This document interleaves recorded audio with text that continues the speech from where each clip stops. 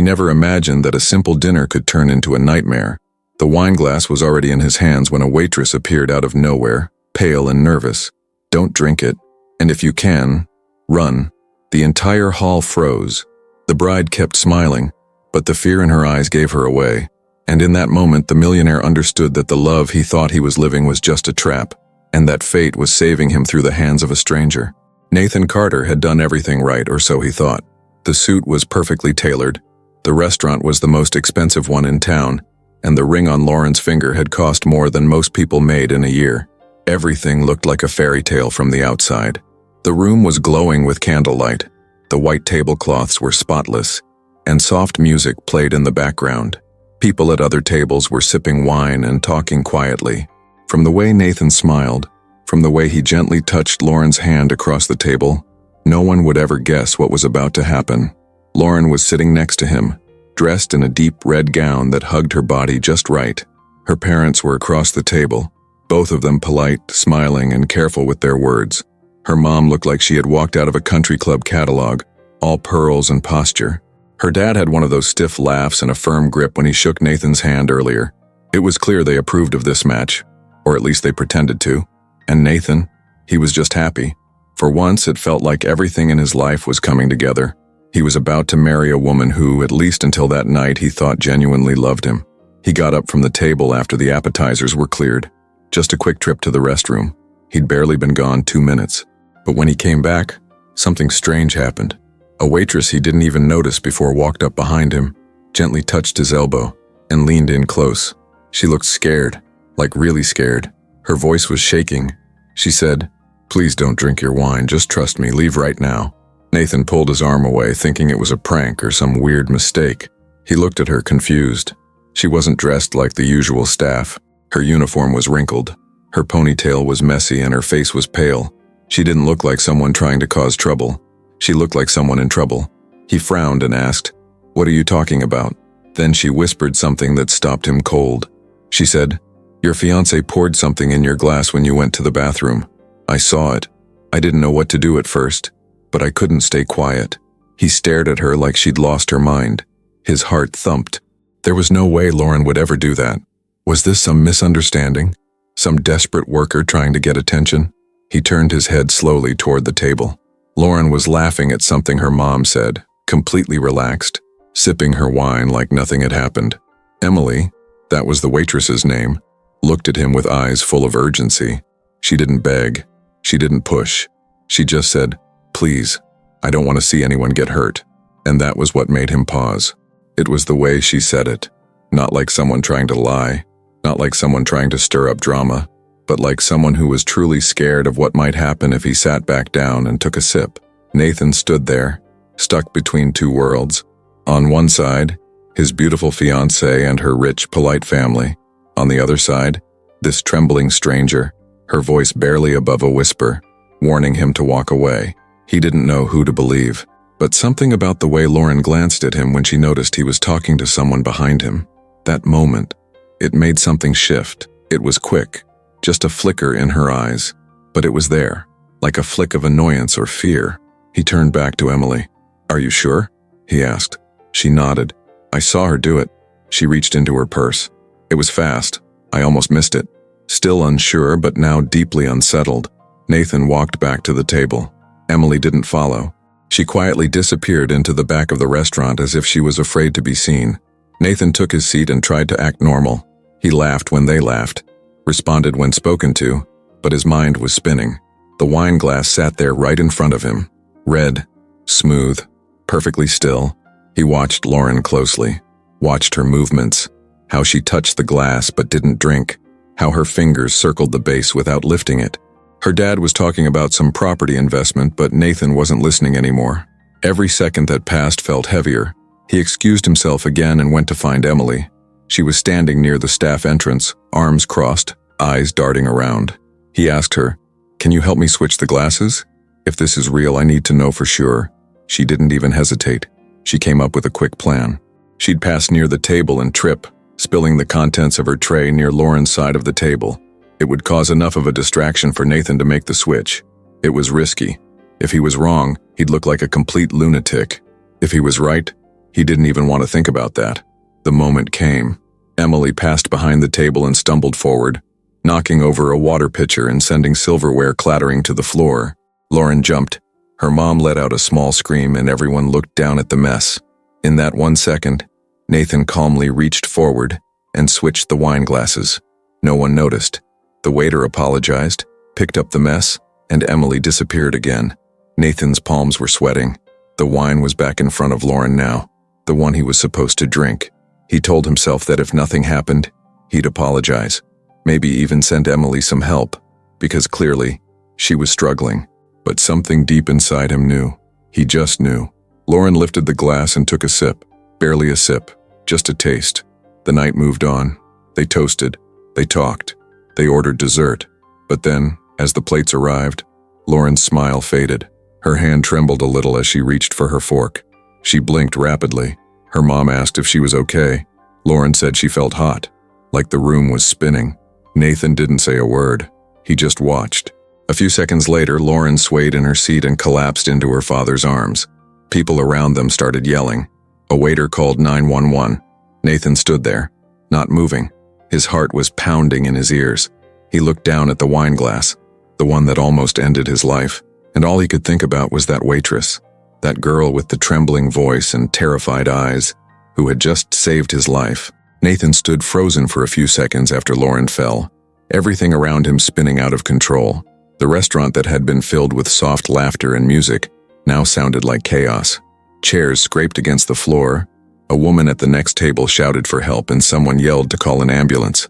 Lauren's father leaned over her, slapping her cheek lightly and shouting her name. Her mom's lipstick smeared as she cried out, asking what was happening. Nathan couldn't move. He just stared at the wine glass that sat untouched beside her plate. That was supposed to be his glass. His. He finally blinked and looked up as two waiters rushed over. They were panicked but professional, helping Lauren's father lift her head and move her slightly to one side. Her skin had gone pale and her eyes rolled back. Nathan's mind was a mess. He felt both sick and terrified. The sound of sirens outside cut through the noise, and a few people in the restaurant stepped back to make room. Someone held open the front door as paramedics came running in. The flashing red lights from the ambulance reflected off the glass walls of the restaurant, filling the room with an eerie glow. Nathan stepped back, feeling like he was outside of his own body.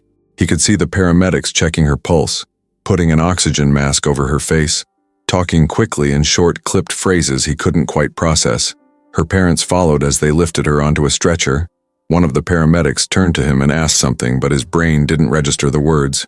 He just nodded. When they pushed her out, he finally found his voice. "I'll come right behind you," he said, though it sounded weak, like he didn't fully believe it himself. As the crowd thinned, he turned and spotted her. Emily. She was standing near the back of the restaurant, half hidden behind a column.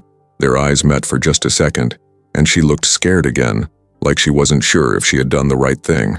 Nathan walked toward her slowly. He didn't know what he was feeling anymore.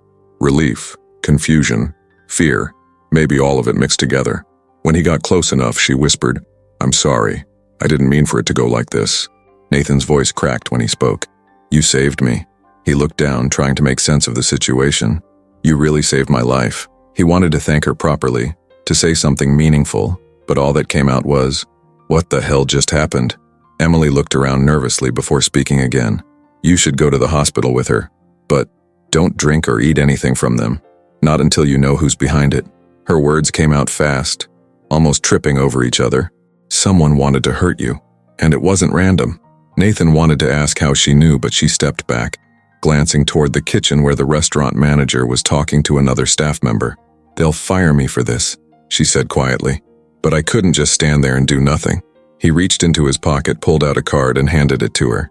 "If anyone gives you trouble, call me. I'll handle it."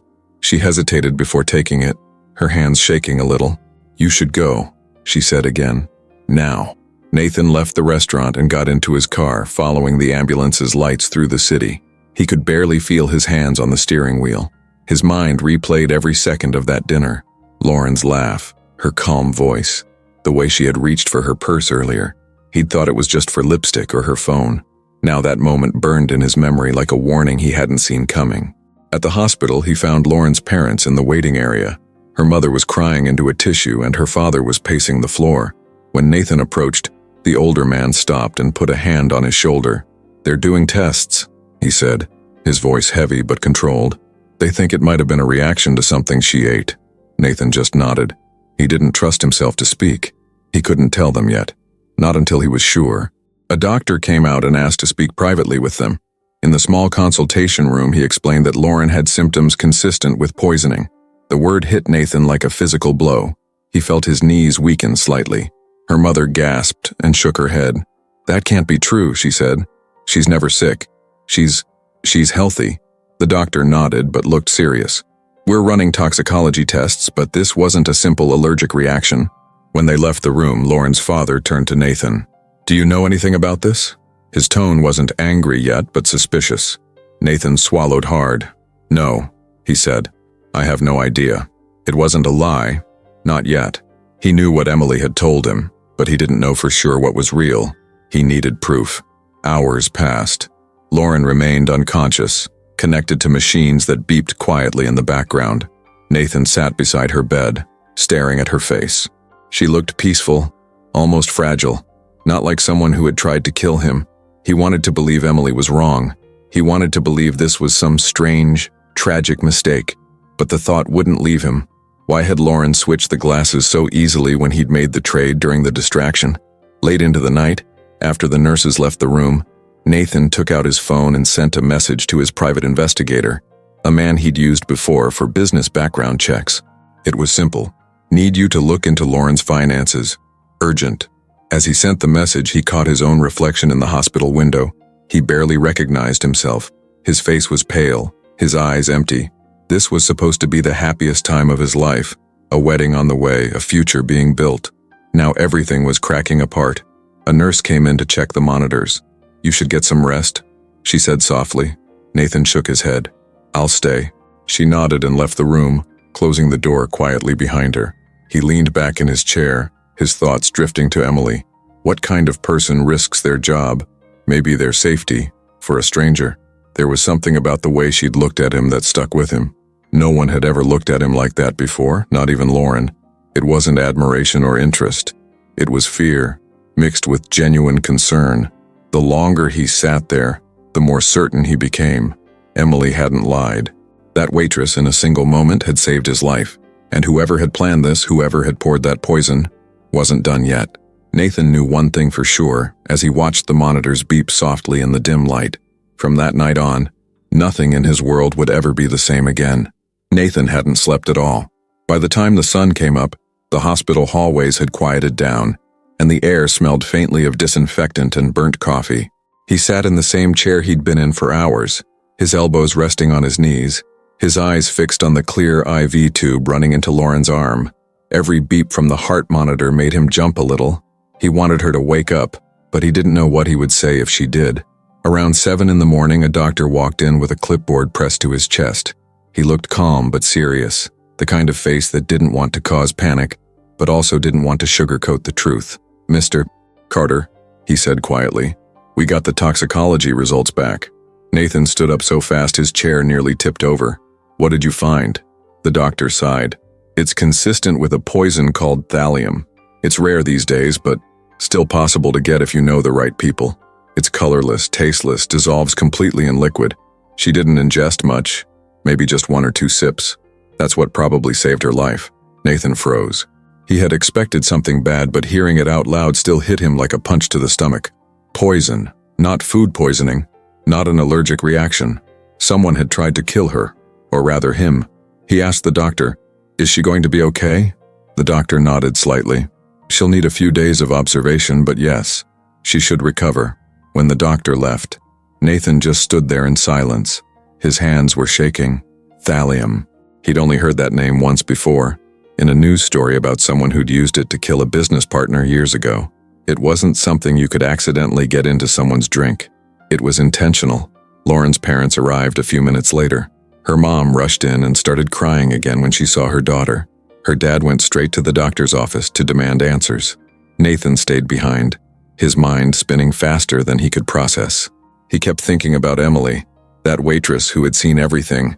How had she noticed it? How did she even know what was happening? He wanted to find her, to hear her side of the story again. He pulled out his phone and opened the card he'd given her last night. No message, no call. He dialed the number she'd written down when she'd handed his card back, but it went straight to voicemail. When Lauren finally opened her eyes, she looked confused. Her voice was soft, barely there. "What happened?" she asked. Nathan leaned closer, trying to sound calm. "You fainted at dinner. You're in the hospital. They said it was something in the wine." Her expression changed for just a second, a quick flicker of surprise, before she forced a weak smile. "That's impossible," she whispered. "You were the one drinking it." Nathan's stomach twisted. "You're right," he said carefully, "but the glasses must have been mixed up somehow." He watched her reaction closely, but she just looked away, pretending to be tired. "I don't remember much," she said, her eyes fluttering shut again. He sat back in his chair, thinking. The way she said it, calm, smooth, almost rehearsed, made his blood run cold. She wasn't shocked that there had been poison. She was shocked it had gone into her glass instead of his. A few hours later, a detective showed up at the hospital. A middle-aged guy named Detective Harris. His badge was clipped to his belt and his shirt was wrinkled like he'd been up all night too. He asked Nathan to step outside to talk. "We're investigating the incident at the restaurant," he said. "The lab confirmed the poison. We'll need to question everyone who was at that table." Nathan nodded. "Of course." Harris looked at him closely. "Do you have any idea who might want to hurt your fiancée?" Nathan opened his mouth but hesitated. He couldn't tell him about Emily yet. Not until he knew more. "No," he said finally. "I can't imagine who'd do something like that." Harris scribbled in his notebook, then asked, "Who ordered the wine?" Nathan hesitated again. "Lauren did," he said. The detective looked up. "And who poured it?" "She did." Harris wrote that down, then tapped his pen on the page. "Okay," he said. "We'll check with the restaurant staff. If you remember anything, even something small, call me." He handed Nathan a card and walked away. After the detective left, Nathan stared at the card for a long time. He was torn between two instincts: go to the police with what Emily told him, or find out more on his own. Something told him that if Lauren had really planned this, she hadn't done it alone. She wasn't that smart with details, but her parents were. Later that evening, while Lauren was asleep, her father pulled Nathan aside into the hallway. His tone was cold, steady. "Whatever the police find, let them handle it," he said. "We don't want this to turn into a scandal." Nathan looked at him. "Someone tried to kill her," he said. "And you're worried about a scandal?" Her father's jaw tightened. "You're about to be part of this family, Nathan. Families protect each other. Let's not make things worse." Nathan didn't answer. He just nodded and walked away. But inside, he was boiling. That tone, the calm, commanding voice, it didn't sound like a worried parent. It sounded like someone trying to control the story. When night came, Nathan stepped outside the hospital to get some air. The parking lot was quiet except for the distant hum of cars passing by. He took out his phone again and searched for Emily's name online. It didn't take long. Her last name was on her name tag, and he found a social media account linked to her. She hadn't posted in months. Her last picture was with another girl, her sister it looked like, taken in front of a small house outside the city. He hesitated before sending her a message. "It's Nathan, I need to see you, please." He didn't expect an answer right away, but a few minutes later, his phone buzzed. The message was short. "Meet me tomorrow. I'll tell you everything I saw." Nathan stared at the screen. His chest tightened. There it was. The one person who could confirm everything. The person who had saved his life. He looked back at the hospital entrance. Through the glass doors, he could see Lauren sleeping peacefully under the soft glow of the monitors. To anyone else, she looked like an innocent woman recovering from an accident. But now, Nathan knew better. That wasn't an accident. That was an attempt. And tomorrow, he was finally going to find out why. Nathan didn't sleep that night either. He stayed in his apartment with the TV on, but muted, just staring at the screen, his head full of 100 questions and not a single answer that made sense. The room was dark, except for the flickering light from the city outside his windows. His phone sat on the table face up, waiting for a message that still hadn't come. His message to Emily was marked read, but she hadn't replied again. He didn't blame her. What she'd done could cost her everything. No one else had seen what she saw. If the wrong person found out she was the one who warned him, she could be in danger too. Still, he needed to talk to her. He needed the truth to be more than just a guess in his head.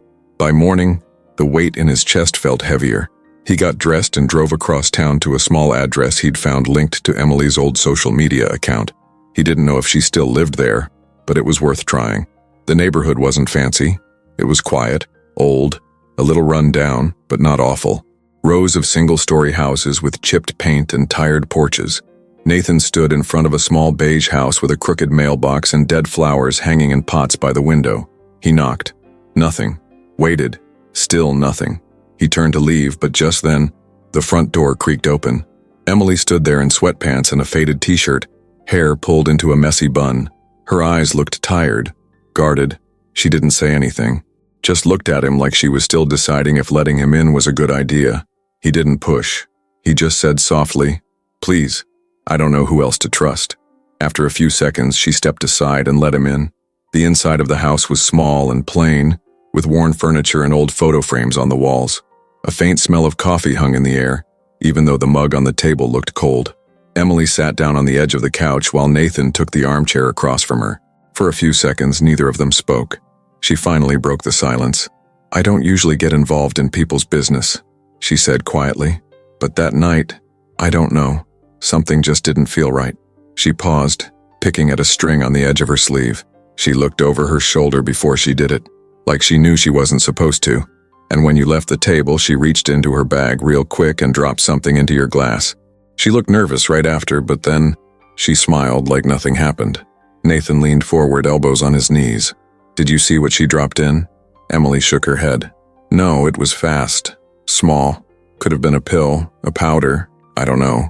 But I've seen people do stuff like that before." She looked down. "My sister. Someone did that to her once." Nathan's chest tightened. "What happened?" Emily looked away, her voice barely above a whisper. "She was dating a guy who everyone thought was perfect. He brought flowers, smiled at our mom, acted like he was the real deal. But behind closed doors, he was controlling, mean. She tried to leave, and one night she ended up in the hospital. They said she had a bad reaction to something she drank, but I knew it wasn't an accident. I knew it was him, and no one believed me." Her eyes filled with tears she refused to let fall. She died 3 days later. Nathan didn't know what to say. He felt like he was seeing her for the first time. Not just the waitress who warned him, but a person who had lived through hell. She sniffed and wiped her face with the back of her hand. "So when I saw your fiancé do that, I froze. I told myself it was none of my business, but then I looked at you.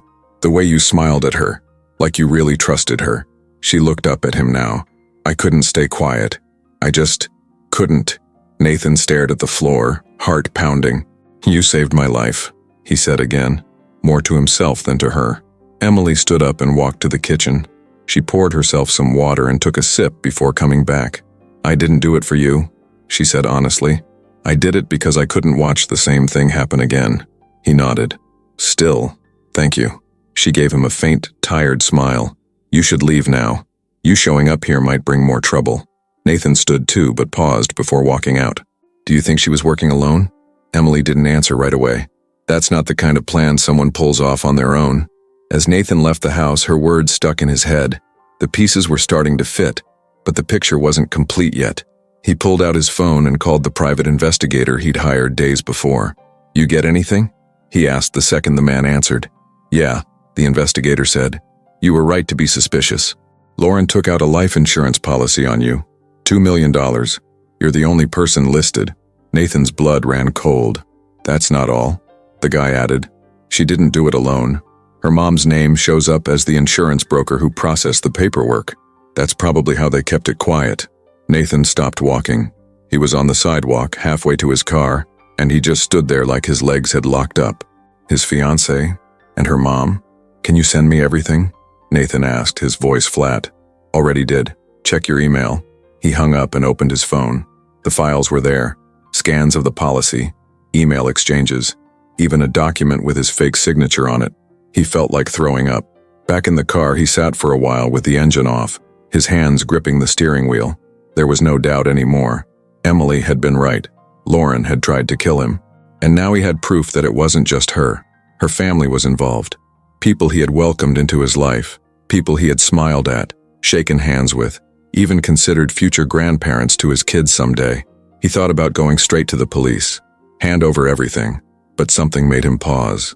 If they had already covered up the policy, what else could they cover up? What if someone inside the system helped them? They were rich, connected. It would be easy to twist the story. He needed to be careful. One wrong move and they'd know he was onto them. So instead he drove back home and printed out every file, made copies, put them in a folder and locked them in his safe. Then he did something he never thought he'd do. He called Emily again. When she picked up, her voice was hesitant.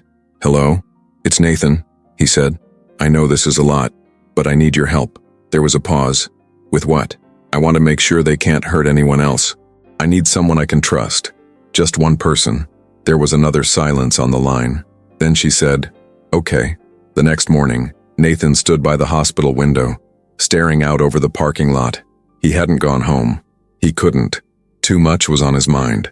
The files from the investigator were burned into his memory. Lauren's name, her mother's signature, the money, the plan. All of it felt like a trap he'd walked into with his eyes wide open. Behind him, the steady beeping of the heart monitor was the only sound in the room. He didn't know how to feel. Anger, betrayal, disgust. It all sat heavy in his chest. Part of him still wanted this to be a mistake, some horrible mix-up, but he knew better. You don't fake a life insurance policy. You don't accidentally poison someone's drink. Nathan barely noticed the nurse walk in until she softly said, "She's waking up." He turned. Lauren's eyes were fluttering open, slow and unfocused, like she was trying to remember where she was. Her lips parted just slightly, and her voice came out dry. "Water." The nurse helped her take a sip through a straw, then checked the monitors before stepping out. Nathan stayed where he was, hands in his pockets, eyes locked on Lauren. She blinked a few more times, then finally looked at him. Her voice was hoarse, barely there. "What happened?" He didn't answer right away. He just stared at her, studying her face. She looked tired, pale, but not broken, not panicked. There was something too smooth in her expression.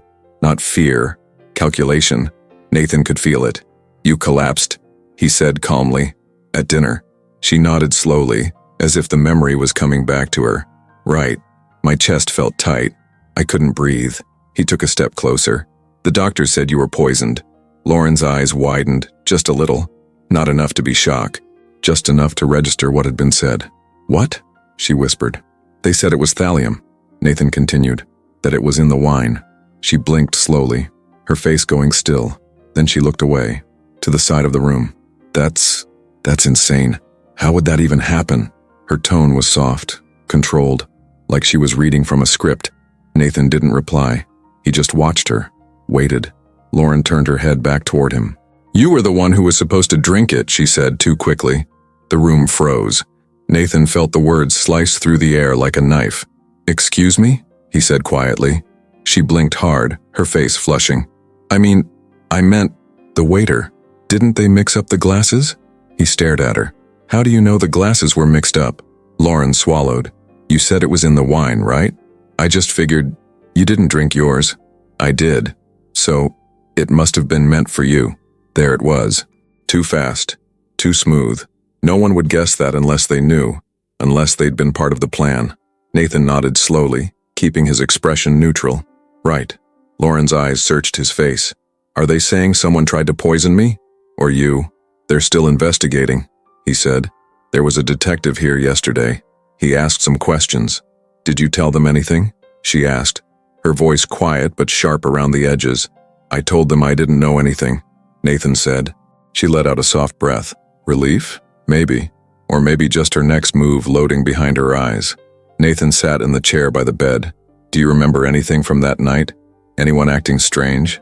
Anyone who might have done something to the drinks?" Lauren looked away again. "No, nothing.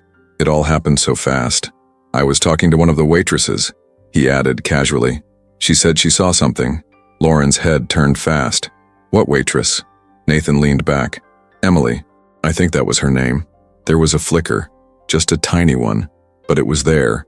Lauren knew that name, or maybe just remembered the face. "She said she saw something," Nathan repeated. "She seemed scared, said it wasn't an accident." Lauren didn't speak. She just lay there, staring at the ceiling. Nathan stood again, walking toward the window. She lost her job over it, spilled a drink trying to help, got blamed for the whole scene, but she said she couldn't stay quiet. He glanced back at Lauren. She was still silent. Nathan's voice lowered. "Did you do it?" Lauren slowly looked at him. Her face softened into something almost pitiful. "You really think I could do something like that to you?" He said nothing. "I love you, Nathan," she said, reaching for his hand. You know I love you, I never would have. He stepped back. She paused. Her eyes stayed locked on his. Someone's trying to turn you against me. Maybe that waitress. Maybe someone else. I don't know why. Maybe they're after your money. Maybe they want to break us up. Nathan tilted his head. You think a waitress poisoned your drink so she could steal me from you? She could have spiked it herself, Lauren said quickly. Set me up to make it look like I did something to you. You've seen how people act around you. Everyone wants a piece. Nathan crossed his arms. Then why would she warn me? Why not just let me drink it? Lauren looked trapped for a second. She stumbled over her words. Maybe she panicked. Maybe it didn't go how she planned. Nathan stepped closer again. She saw you put something in the glass. She told me. That's why I switched them. Lauren's face went blank. Nathan stared at her. She saved my life. And you almost ended it. For the first time, Lauren didn't say anything. She didn't cry, didn't yell, just looked at him with cold, empty eyes. I've already spoken to someone, he said. And I have the documents, the policy, the emails, all of it. She blinked. What emails? The ones where you forged my signature, he said. Or did your mom do that part? Lauren looked down at her lap, hands clenched in the blanket. I'm not stupid, Nathan said. I just wanted to believe you weren't capable of this. Lauren finally looked up again. You think I did this? Fine. What are you going to do? Call the cops? Blow up your own life in the press? Nathan leaned forward, calm and quiet. I don't care about the press, and I'm not scared of the truth. Her eyes narrowed. You're not as smart as you think. He nodded. Maybe not, but I know when someone's lying to me now. She said nothing. He walked to the door and opened it. Before leaving, he turned to look at her one last time. If I were you, I'd start thinking about who you can throw under the bus, because this isn't going away, and neither am I. He stepped out, closed the door behind him, and exhaled deeply. The game had changed. She was awake now, and she knew he knew. This wasn't over. Not even close. Nathan sat in his car outside the hospital for a long time before he could bring himself to leave. His hands were still tense on the steering wheel, his jaw tight. Inside that hospital room, the woman he was supposed to marry had looked him in the eye and lied without blinking.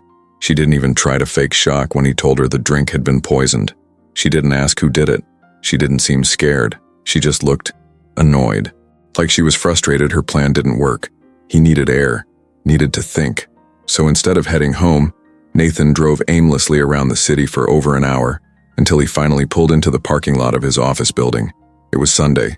The place was empty, quiet, no staff, no meetings, just silence. Inside his office, the lights turned on automatically when he walked in. Everything was neat, spotless, the fake calm of a place where people pretended nothing ever went wrong. But something had gone very wrong and he couldn't push it aside anymore. Nathan opened his laptop, sat down, and pulled up the folder the investigator had sent. It was labeled simply, Carter Report, Urgent. He clicked, and it opened to a list of files, dates, and attachments. He started at the top. Item 1, a scanned copy of a life insurance policy with his name on it, $2 million. Lauren listed as the beneficiary. Date, 3 weeks ago. Item 2, the signature line, forged. It was close, almost perfect, but not quite. Nathan knew his own handwriting. This wasn't it. Item 3, an email thread between Lauren and a contact listed as M. Harper. Nathan clicked it open and leaned in. It was short, clean, and straight to the point. Lauren, can we push this through without him signing in person? He's out of town but already gave verbal confirmation. Monsieur Harper, as long as you're listed as his fiancée and you're handling the arrangements, we can process electronically. Just send the final doc and I'll take care of it. Nathan sat back in his chair, stunned. They had planned this with no hesitation, no fear, like it was a simple task on a to-do list. Item 4, a background file on M. Harper, which turned out to be Margaret Harper, Lauren's mother, licensed insurance broker, 40 years in the business, no disciplinary issues on record, married to Roger Harper, 3 kids, and now, 1 attempted murder case, unofficially, under her belt. Nathan stood up and walked to the window, rubbing his face. He could barely believe this. Lauren's mom had used her own license to push the policy through. It was bold, risky, but if no one ever looked too close, it would have worked. The payout would have gone through cleanly. And no one would have asked questions because Lauren would have been the grieving fiancée, standing at Nathan's funeral looking heartbroken while pocketing $2 million. It made his stomach turn. He went back to the desk and kept reading. Item 5. A scanned hotel receipt. Room service. One night after Lauren told him she was at a spa weekend with her mom, the receipt had her name on it, and one other, Brian Harper, her brother. Nathan froze. He opened the attached image. It was a photo taken in the hotel lobby, clear as day. Lauren, in a short black dress, walking side by side with her brother. Only, the way they were looking at each other, standing way too close, it didn't look like family. It looked like something else. Something that made Nathan's stomach twist with a different kind of sickness. He clicked the next file. Item 6. Bank records. Transfers between Lauren's personal account and a small company under Brian's name. A real estate consulting LLC with barely any activity. But large amounts of money had gone in and out over the last 2 months. 10,000, then 15, then 50. Each one marked as project investment. Nathan didn't remember any talk about a project. Lauren never said a word. Then came item 7, the worst of all, a voicemail. The file name was just a date and time. Nathan hesitated. Then he clicked play. At first it was just static, then a voice. It was Lauren. Her tone was sharp, low, like she didn't want to be overheard. Lauren, I don't care what he thinks. I just need this done. We've waited long enough. Another voice, and male, maybe Brian. Man, he's smart, Laura, if he gets suspicious. Lauren, he won't. I'll make sure of it. Once it's done, we'll split everything. You'll get your part, I'll get mine. No one will question it. Just get the stuff. Then silence. Nathan closed the file. His mouth was dry. His skin felt cold. He got up again, pacing the room, trying to calm the storm in his chest. Everything he had trusted was fake. The love, the plans, the future they'd talked about. It had all been a cover for something much darker, and now he had proof. But what was he supposed to do with it? Going to the police was one thing, but if Lauren's family had gotten this far, into insurance systems, into private banks, faking documents, faking love, what else were they capable of? How many people were they paying off? Who else had they fooled? He needed to be smart. He sat back down and opened a blank document. He made a list. People to watch. 1. Lauren, lying, dangerous, capable of more than he ever guessed. 2. Margaret, her mother, brokered the deal, used her license, probably knew everything. 3. Brian, shady money transfers, involved, possibly more than involved. Then he made another list. People to trust. 1. Emily. That was it. Just one name. The woman who saw something and chose to say something, who didn't know him but still risked her job, maybe her life, and to speak up. Nathan stared at her name for a long time. His phone buzzed. A message. Emily, something weird happened today. A man came by the diner asking about me, didn't give a name, just said he was looking for a waitress who worked Saturday night. Nathan's heart dropped. He typed fast. Nathan, don't go back there, stay home, don't talk to anyone you don't know. Emily, too late. He followed me halfway home. I lost him, but I don't think it was random. Nathan stood up again, panic building. This was happening fast. Too fast. Whoever it was, they already suspected Emily knew too much. And now she wasn't safe either. Nathan looked down at the files one more time, then grabbed his keys. He had to find her. Now. Nathan had never driven that fast in his life. His hands were tight on the wheel, his heart hammering like it was trying to break out of his chest. The second Emily said someone had followed her, something flipped in him. This wasn't just about him anymore. They were watching her. Maybe they knew who she was. Maybe they figured out she'd warned him. If they went after her, it wouldn't be subtle. People like the Harpers didn't make clean threats. They made people disappear quietly, or they ruined them so badly no one would ever believe a word they said again. He called her 3 times on the way to her place, but she didn't pick up. Each ring made him more anxious. His mind kept playing out worst-case scenarios. Her phone lying smashed on the sidewalk, her door broken open, her face on the news for something she never asked to be part of. When he finally pulled up to her street, his stomach dropped. A black SUV was parked a few houses down from her building, not moving, windows tinted, engine running. Nathan didn't recognize it, but he knew what that kind of car usually meant. Quiet surveillance, hired eyes, the kind of presence that pretended to blend in but stuck out if you were actually paying attention. He parked a few spots back and got out slowly. The air felt heavy. He crossed the street and kept his eyes on the SUV. No one moved inside. The second he got to Emily's door, he knocked hard. Then again. "Emily, it's me. Open up." Nothing. He was about to knock again when the door cracked open. Just an inch. "Who is it?" Her voice was tight, scared. "It's Nathan. Open the door." She pulled it open fast and yanked him inside, locking it again behind her. Her hands were shaking. "You saw it?" she asked, pointing toward the street. He nodded. "Been here long?" 15 minutes, maybe. I saw it right after I came back from getting groceries. I circled the block 3 times just to make sure I wasn't imagining it." Nathan peeked out through the curtains. The SUV hadn't moved. "You sure it's them?" "I don't know," she said. "But nobody drives around in a car like that in this neighborhood." And he rolled the window down when I walked past, like he wanted me to see him. Nathan stepped back from the window and turned toward her. "Okay, listen to me. I have the proof. The insurance documents, the money transfers, emails, even a voicemail. I've got enough to bury all of them. I was going to go to the police today, but now they know you're involved." She looked at him like she was trying not to freak out. "What are we going to do?" He didn't answer right away. He pulled out his phone and called someone, the private investigator. "Can you meet me in an hour?" he asked. "No office. Somewhere public." The man agreed, and Nathan hung up. "I want you to come with me," he told Emily. "We'll be safer in the open. Let's end this before they have a chance to cover it up." She hesitated. "Are you sure this will work?" "I'm not sure of anything anymore," he said. "But if we wait too long, we lose our shot." They left together through the back alley behind the building, staying out of sight. Nathan's heart didn't stop pounding the entire time. It felt like something out of a bad movie. Looking over his shoulder, checking shadows, ducking behind dumpsters. But this was real, and it was getting more dangerous by the minute. The meeting spot was a crowded cafe on the edge of downtown. Public, noisy, full of people. Perfect. The investigator was already sitting at a corner table when they arrived. He had a folder on the table and earbuds in, but as soon as Nathan sat down, he took them out. "You sure about this?" the man asked. "They're watching her now," Nathan said. "They're trying to scare her." The investigator nodded. "I figured something was coming. I got a call from an unknown number this morning. No one said anything, just silence. It wasn't random." He slid the folder across the table. "Everything you need is in here. Documents, statements, photos, audio files. If you walk this into the police, they'll have no choice but to act." Nathan looked at the folder, then looked at Emily.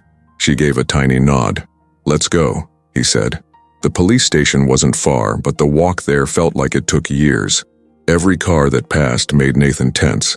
Every person on the sidewalk looked like a possible threat. By the time they stepped inside the station and gave their names, his shirt was sticking to his back with sweat. They asked to speak to Detective Harris, the one who had been assigned to Lauren's case. Within 10 minutes, he was sitting across from them in a small room with no windows. His expression was calm, maybe even a little bored. But as soon as Nathan laid the folder down and said, "You need to look at this right now," the tone shifted. Harris flipped through the pages slowly, then faster, his eyebrows pulled together. When he got to the voicemail transcript, he stopped cold. "You have the actual recording?" he asked. Nathan nodded. "USB, bottom of the folder." Harris plugged it in, played the audio. It wasn't long, but you could feel the mood in the room change. This wasn't just suspicion anymore. This was real. Evidence, premeditation, motive. He looked at Nathan. "You're saying your fiancée and her family planned to kill you for the insurance money?" "Yes," Nathan said. "I'm not guessing. I'm telling you. And the woman with you? She's the one who stopped it. She saw it happen. If it wasn't for her, I'd be dead." Harris leaned back in his chair and let out a breath. "All right, you two stay here." He left the room. 15 minutes later, everything moved fast. 3 police officers showed up and took detailed statements. One asked for a copy of the restaurant's security footage, which Nathan had already requested through his lawyer. The investigator stayed close, answering questions, helping them walk through the money trail. Then came the best part. Harris returned with 2 other detectives and said, "We're bringing her in. Don't leave town. If you're right about this, we're going to need you both." By the time Nathan and Emily walked out of the station, they weren't sure what to feel. Relief? Anxiety? It all felt unreal. But 2 hours later, it was all over the news. Socialite Lauren Harper arrested in alleged murder plot against fiancé. Cameras flashed as she was walked out of her family's estate in cuffs. Her mother was seen yelling at reporters. Her father refused to comment. The story was everywhere. TV, online, social media, the perfect couple, shattered. Nathan watched it all from his apartment with Emily sitting next to him on the couch, legs curled under her. They didn't say much, just sat in the quiet watching the truth unfold for the whole world to see. And while the world gasped in shock, all Nathan could think was, finally, the lies were starting to fall apart. Nathan thought the worst was over once the arrest happened. He was wrong. It hit him the next morning right before sunrise. His phone buzzed so much it slid off the nightstand. Calls, messages, emails, most from people he hadn't spoken to in years. Some pretending to check in, others clearly fishing for gossip. Every notification made his chest feel tighter. He ignored them all. The news was everywhere.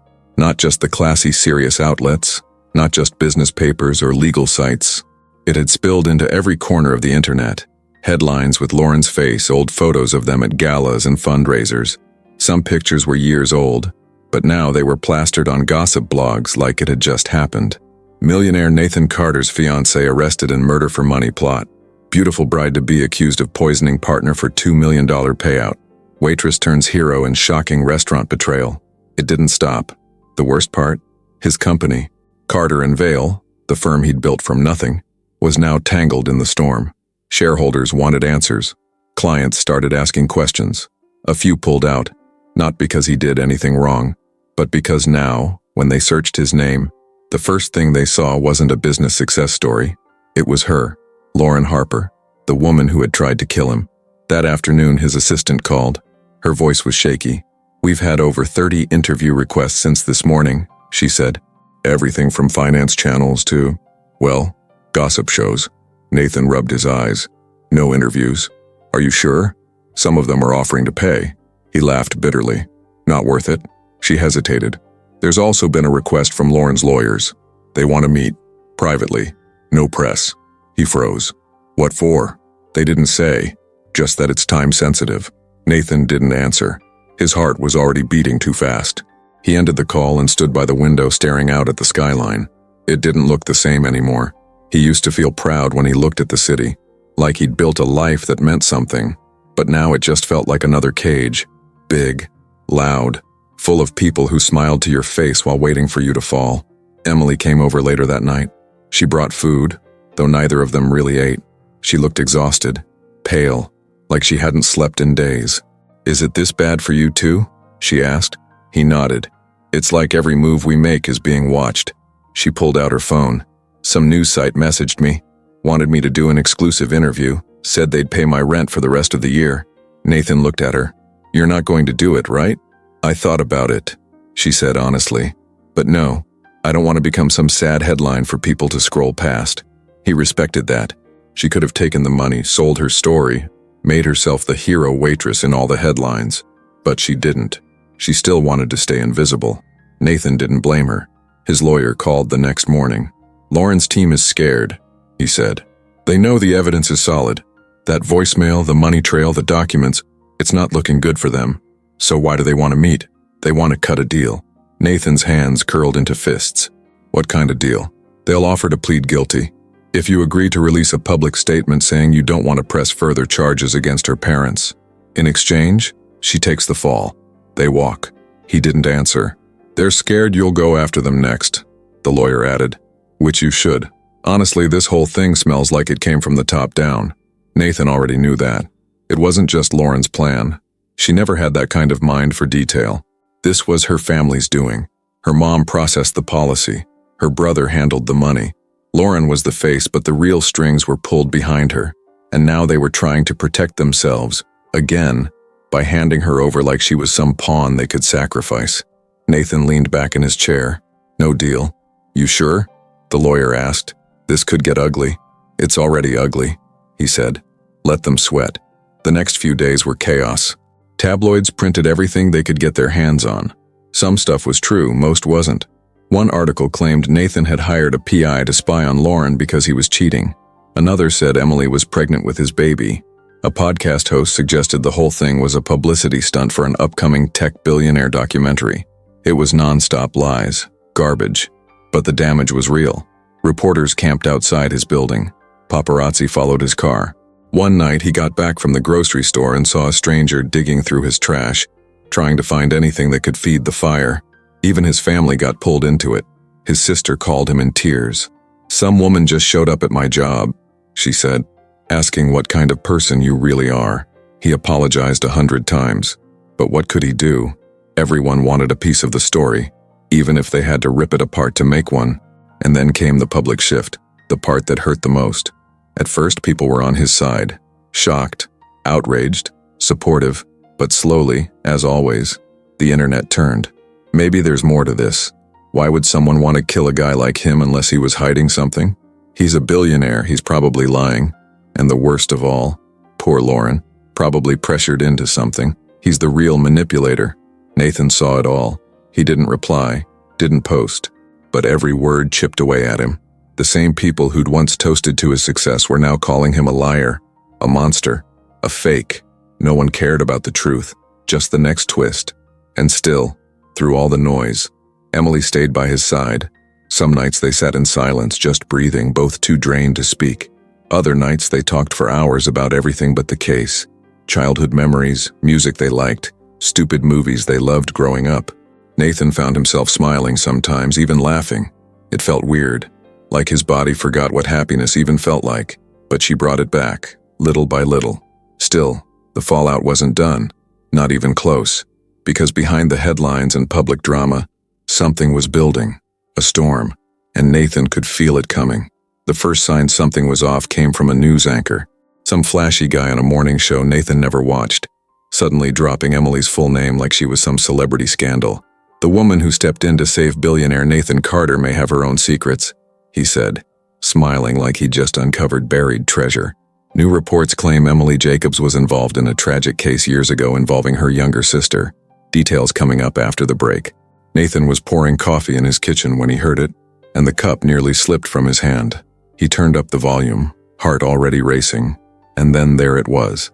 A picture of Emily, a younger version of her, hair darker, no makeup, eyes tired, flashed across the screen next to a photo of a teenage girl. Same chin, same nose. Her sister, clearly. The headline underneath said, "Sister of overdose victim once investigated in hospital scandal." Nathan stood frozen, trying to process what he was looking at. The host came back on and started digging through the story like it was a game. 4 years ago, Emily Jacobs was working as a nurse at Pine Hills Medical.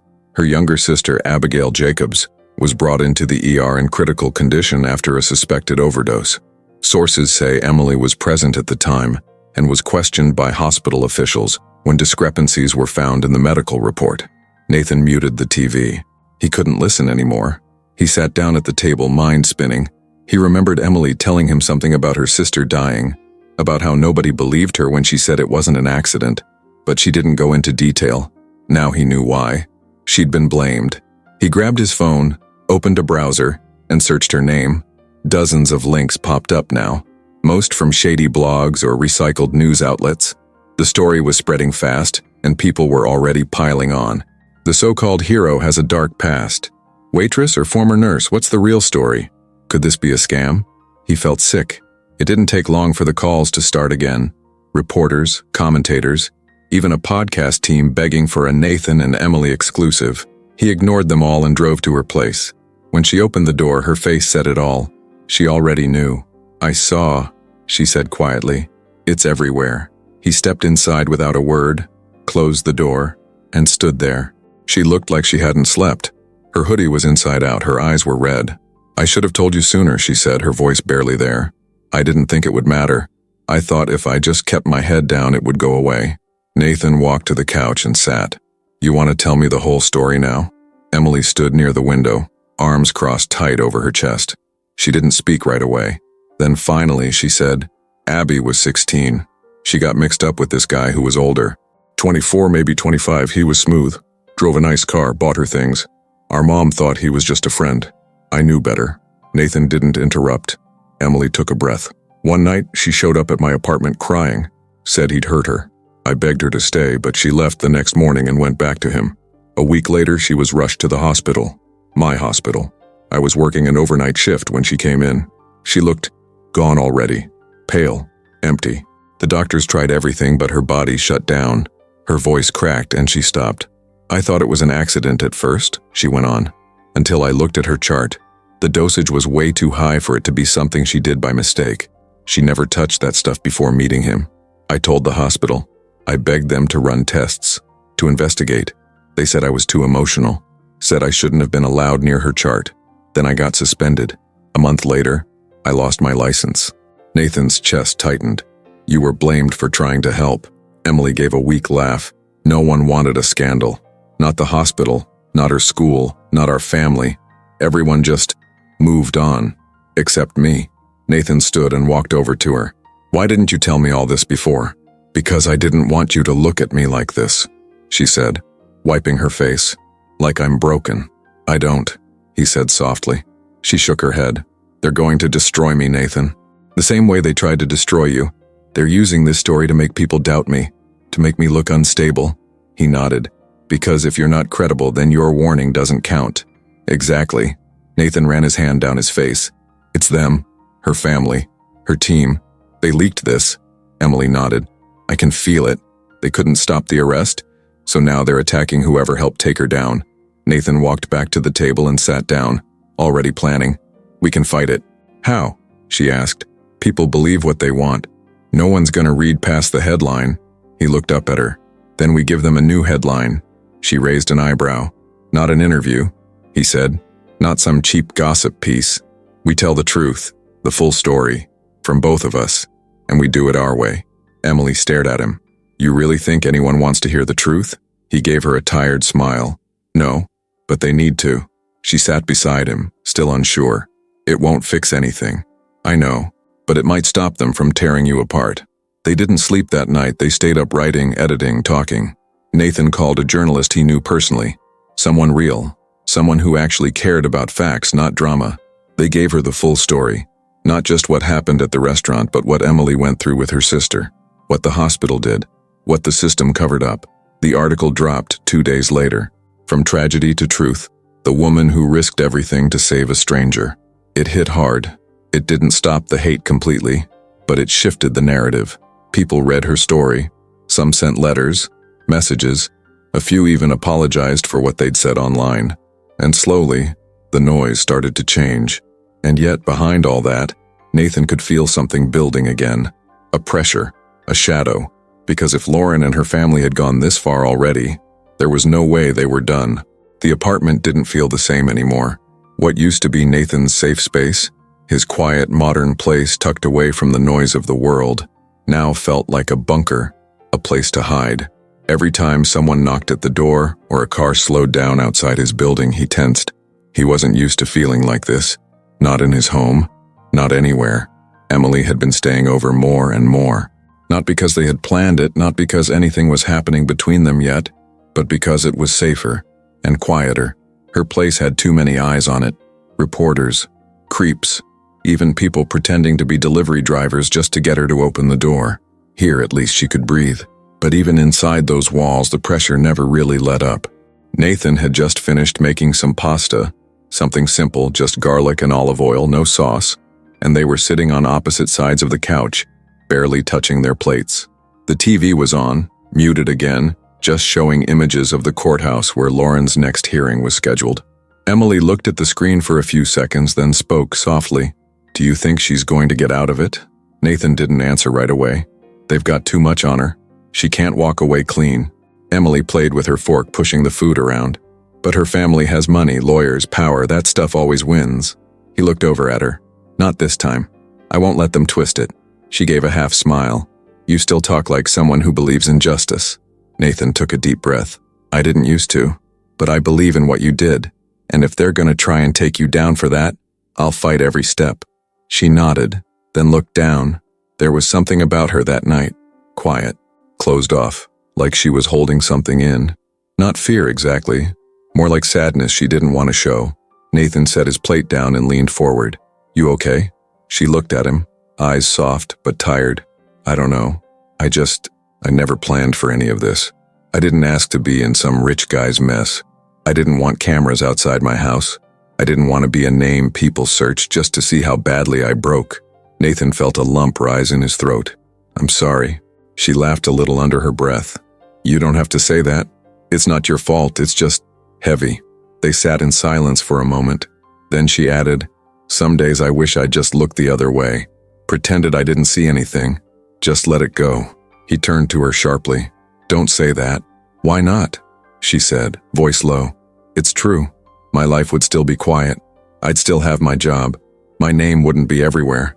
I wouldn't be scared to check my phone every morning." "You'd also be carrying something worse," Nathan said. "You'd be carrying guilt, regret. You'd always know what you let happen." Emily looked down again, eyes glistening. "Maybe." Nathan moved a little closer. "You saved someone. That means something.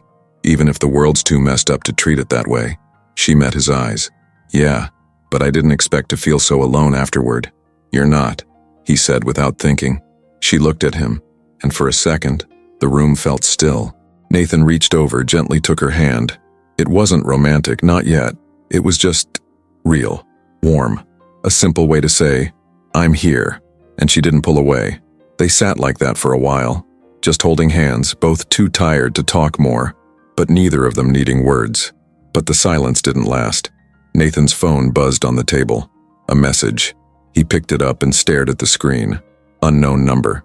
Just one line. "Thought you were smarter than this?" He showed it to Emily. Her face went pale. "Who is it?" she asked. "No clue," he said. "But they know I'm not alone." She let go of his hand and sat up straighter. "They're watching again." He nodded. "Looks like it." That night they moved the guest room mattress into the living room. Stupid maybe, but they didn't want to sleep apart. The cameras, the threats, the court, all of it was getting louder. But here, in the quiet, in the middle of the apartment floor, they could just be people again. Just two people trying to get through something insane.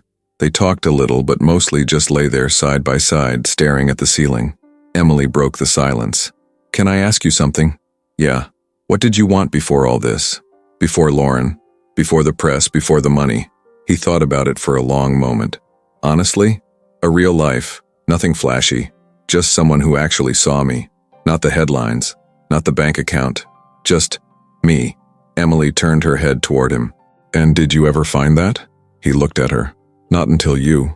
She held his gaze, then looked away quickly like she wasn't ready for what that meant. They didn't kiss that night. They didn't cross that line. But something shifted. Something real. And it was just beginning. The courthouse didn't look like much from the outside. Just another old brick building with faded signs, metal detectors, and a parking lot full of tired people trying to deal with messes they never asked for. But inside it felt like something else. Cold. Stiff. Like everyone was pretending to play by the rules while underneath it all, the real game was being played in whispers and closed-door meetings. Nathan sat on the wooden bench outside courtroom 3B, flipping through papers for the 5th time even though he already knew every word on every page. Emily was next to him, arms crossed, eyes locked on the floor. She hadn't said much that morning, didn't eat breakfast, barely looked up. It was the first time she was being called to testify, and she looked like she wanted to disappear. "You sure you're ready?" Nathan asked quietly. She nodded without looking at him. "Doesn't matter. I have to be."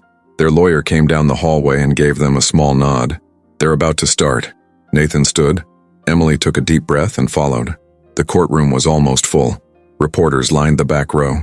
Lauren's parents sat on the other side of the room, looking polished and proud, like they were attending a fundraiser, not a criminal hearing. Lauren was seated at the defense table, in a pale blue blouse and pearl earrings, looking like the innocent girl next door, not a trace of stress on her face. It made Nathan's stomach turn. He sat behind the prosecution's table, close enough to see everything, but not close enough to be heard. Emily took a seat in the front row, her hands folded tight in her lap.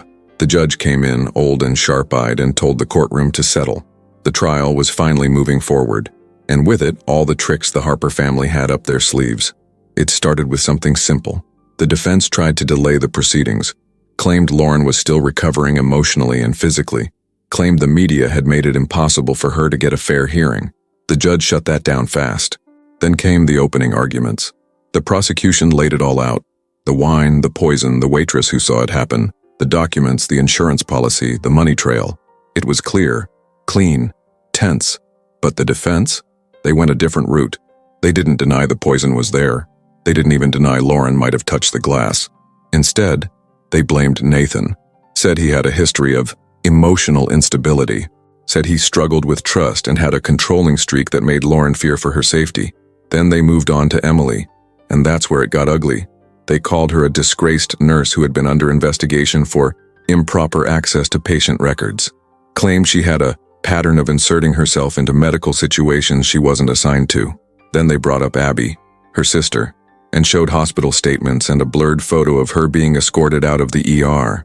They painted Emily as a damaged, unstable woman desperate to feel important. Nathan clenched his jaw so hard it hurt. Watching them twist her past like that, using her worst pain as a weapon, made his blood boil. But Emily didn't flinch.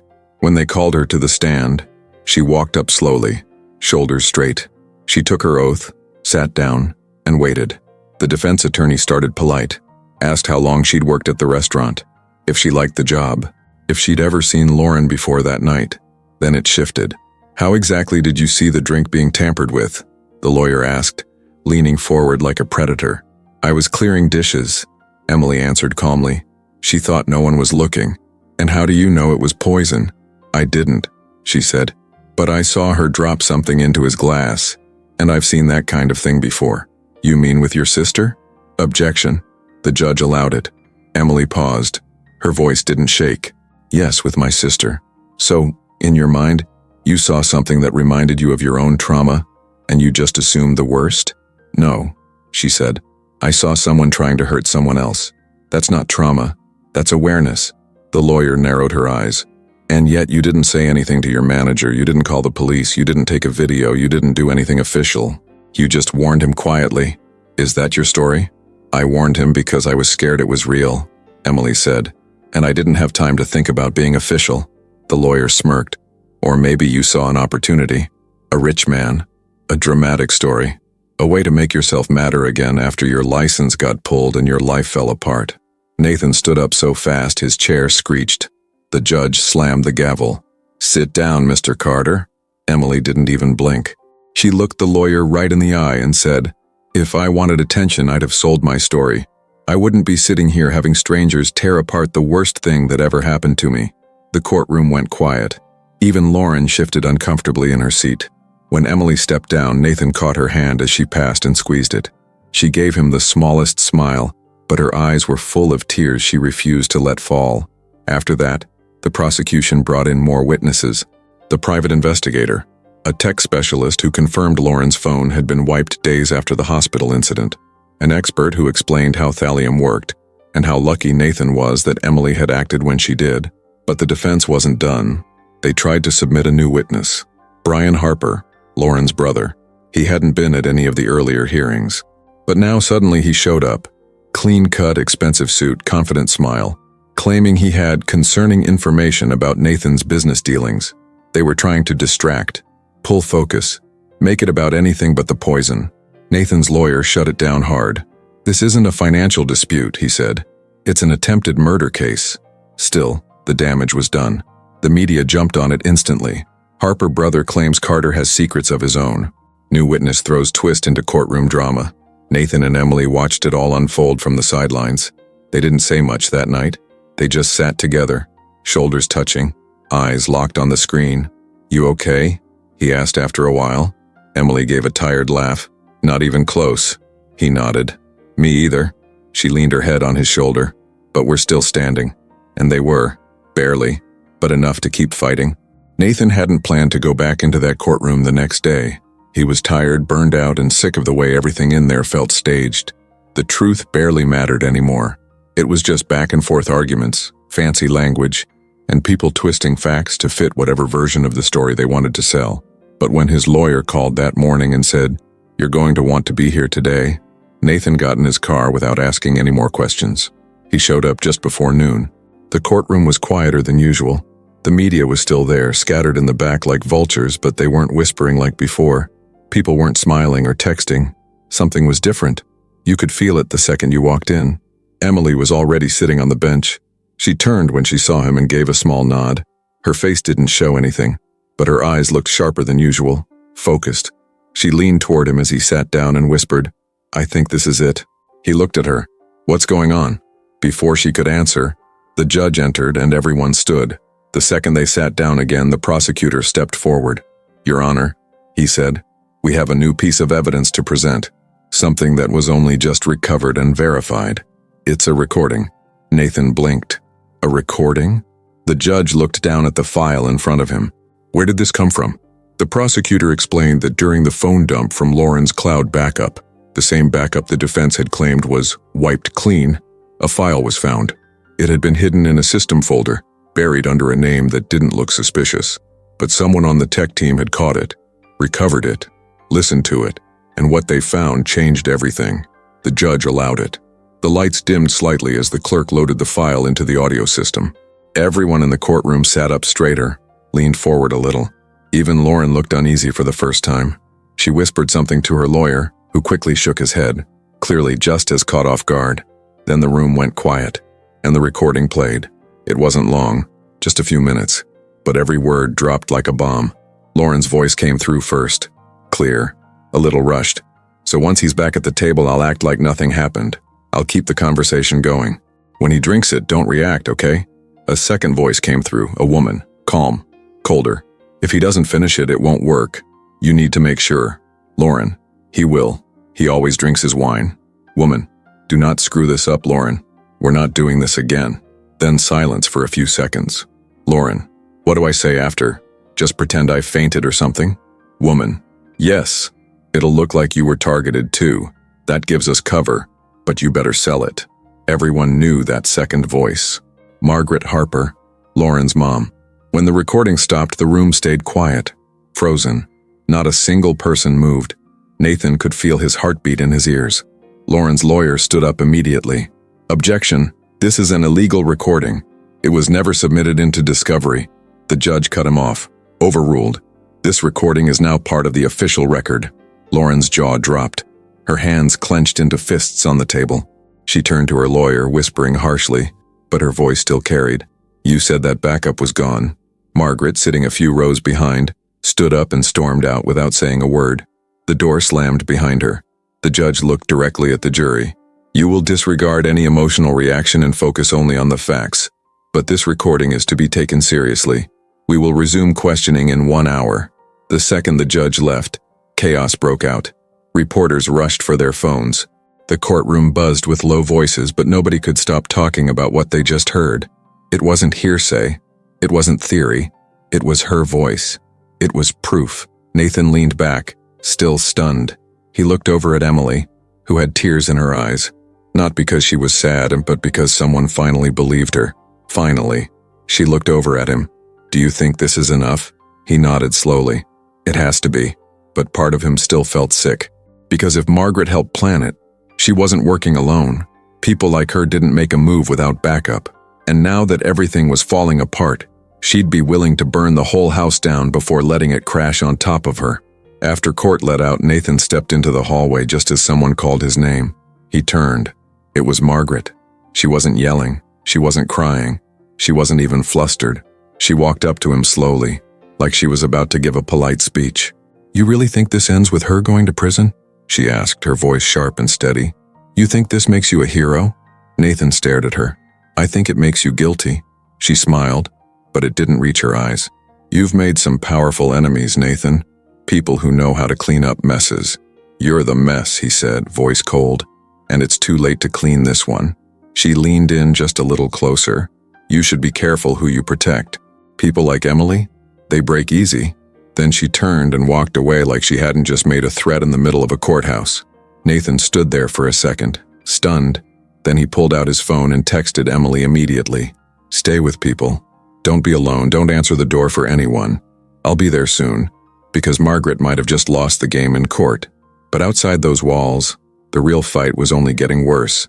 The morning of the verdict, the air in the courtroom felt different. Still, heavy. Everyone seemed to move slower. Even the reporters, who were usually buzzing with nervous energy and whispering to each other, sat quietly, waiting. Nathan sat in the second row, his jaw tight, his fingers locked together. He hadn't slept. Not really. The kind of sleep he'd had for weeks was the kind where your eyes are closed but your brain doesn't shut off. And now, finally, it was here. The moment everything was leading to. Emily sat next to him. Her hair was pulled back, her shoulders straight. She hadn't said much that morning.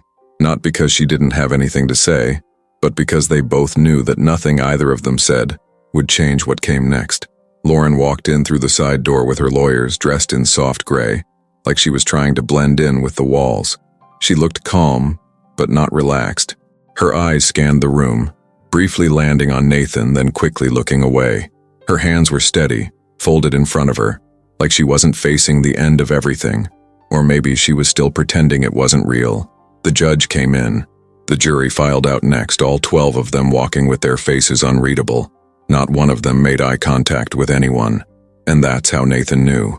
It was over. The court clerk stood. Has the jury reached a verdict? The foreman, a man in his 50s with silver hair and a stiff tie, stood up and nodded. Yes, Your Honor. The judge looked over the bench. Please read the verdict. The room went dead silent. Even the smallest cough from the back row echoed like thunder. The foreman unfolded a piece of paper and cleared his throat. In the matter of the People versus Lauren Harper, on the charge of attempted murder in the first degree, a pause. Nathan's heart was pounding in his ears. We find the defendant guilty. The words hit like a wave. There was no outburst, no gasps, just a long, slow breath from the room. People shifted in their seats. Someone in the back whispered, "Wow." But that was it. Lauren didn't flinch. Not a single reaction. She kept her face straight, eyes forward, lips pressed together like she was listening to a boring weather report. But Nathan saw it. The way her fingers tightened slightly, the way her jaw locked. The judge spoke again, voice steady. Sentencing will be scheduled within the next 30 days. The defendant is to be taken into custody immediately. And just like that, 2 officers walked over, stood beside her and waited. One of her lawyers leaned over and whispered something, but she didn't look at him. She stood, still calm, still composed, and allowed them to cuff her wrists right there at the table. The cuffs clicked softly, cold metal on skin. It was the most real sound in the room. Margaret Harper wasn't there. Neither was her husband. Neither of them had shown up since the recording was played in court. They were probably sitting in some high-rise office with their phones turned off, trying to figure out how to spin this or bury it completely. Nathan watched Lauren walk past him as she was escorted out. She didn't turn to him, not even a glance. But something about the way she walked, like she still thought she was better than all of them, made his stomach twist. When the doors closed behind her, the courtroom slowly came back to life. People started talking again. Reporters scrambled to send out their headlines. Lawyers packed up their files. The judge was gone. It was over. Emily turned to Nathan. Her voice was quiet. "She's really going to prison?" He nodded. "She is."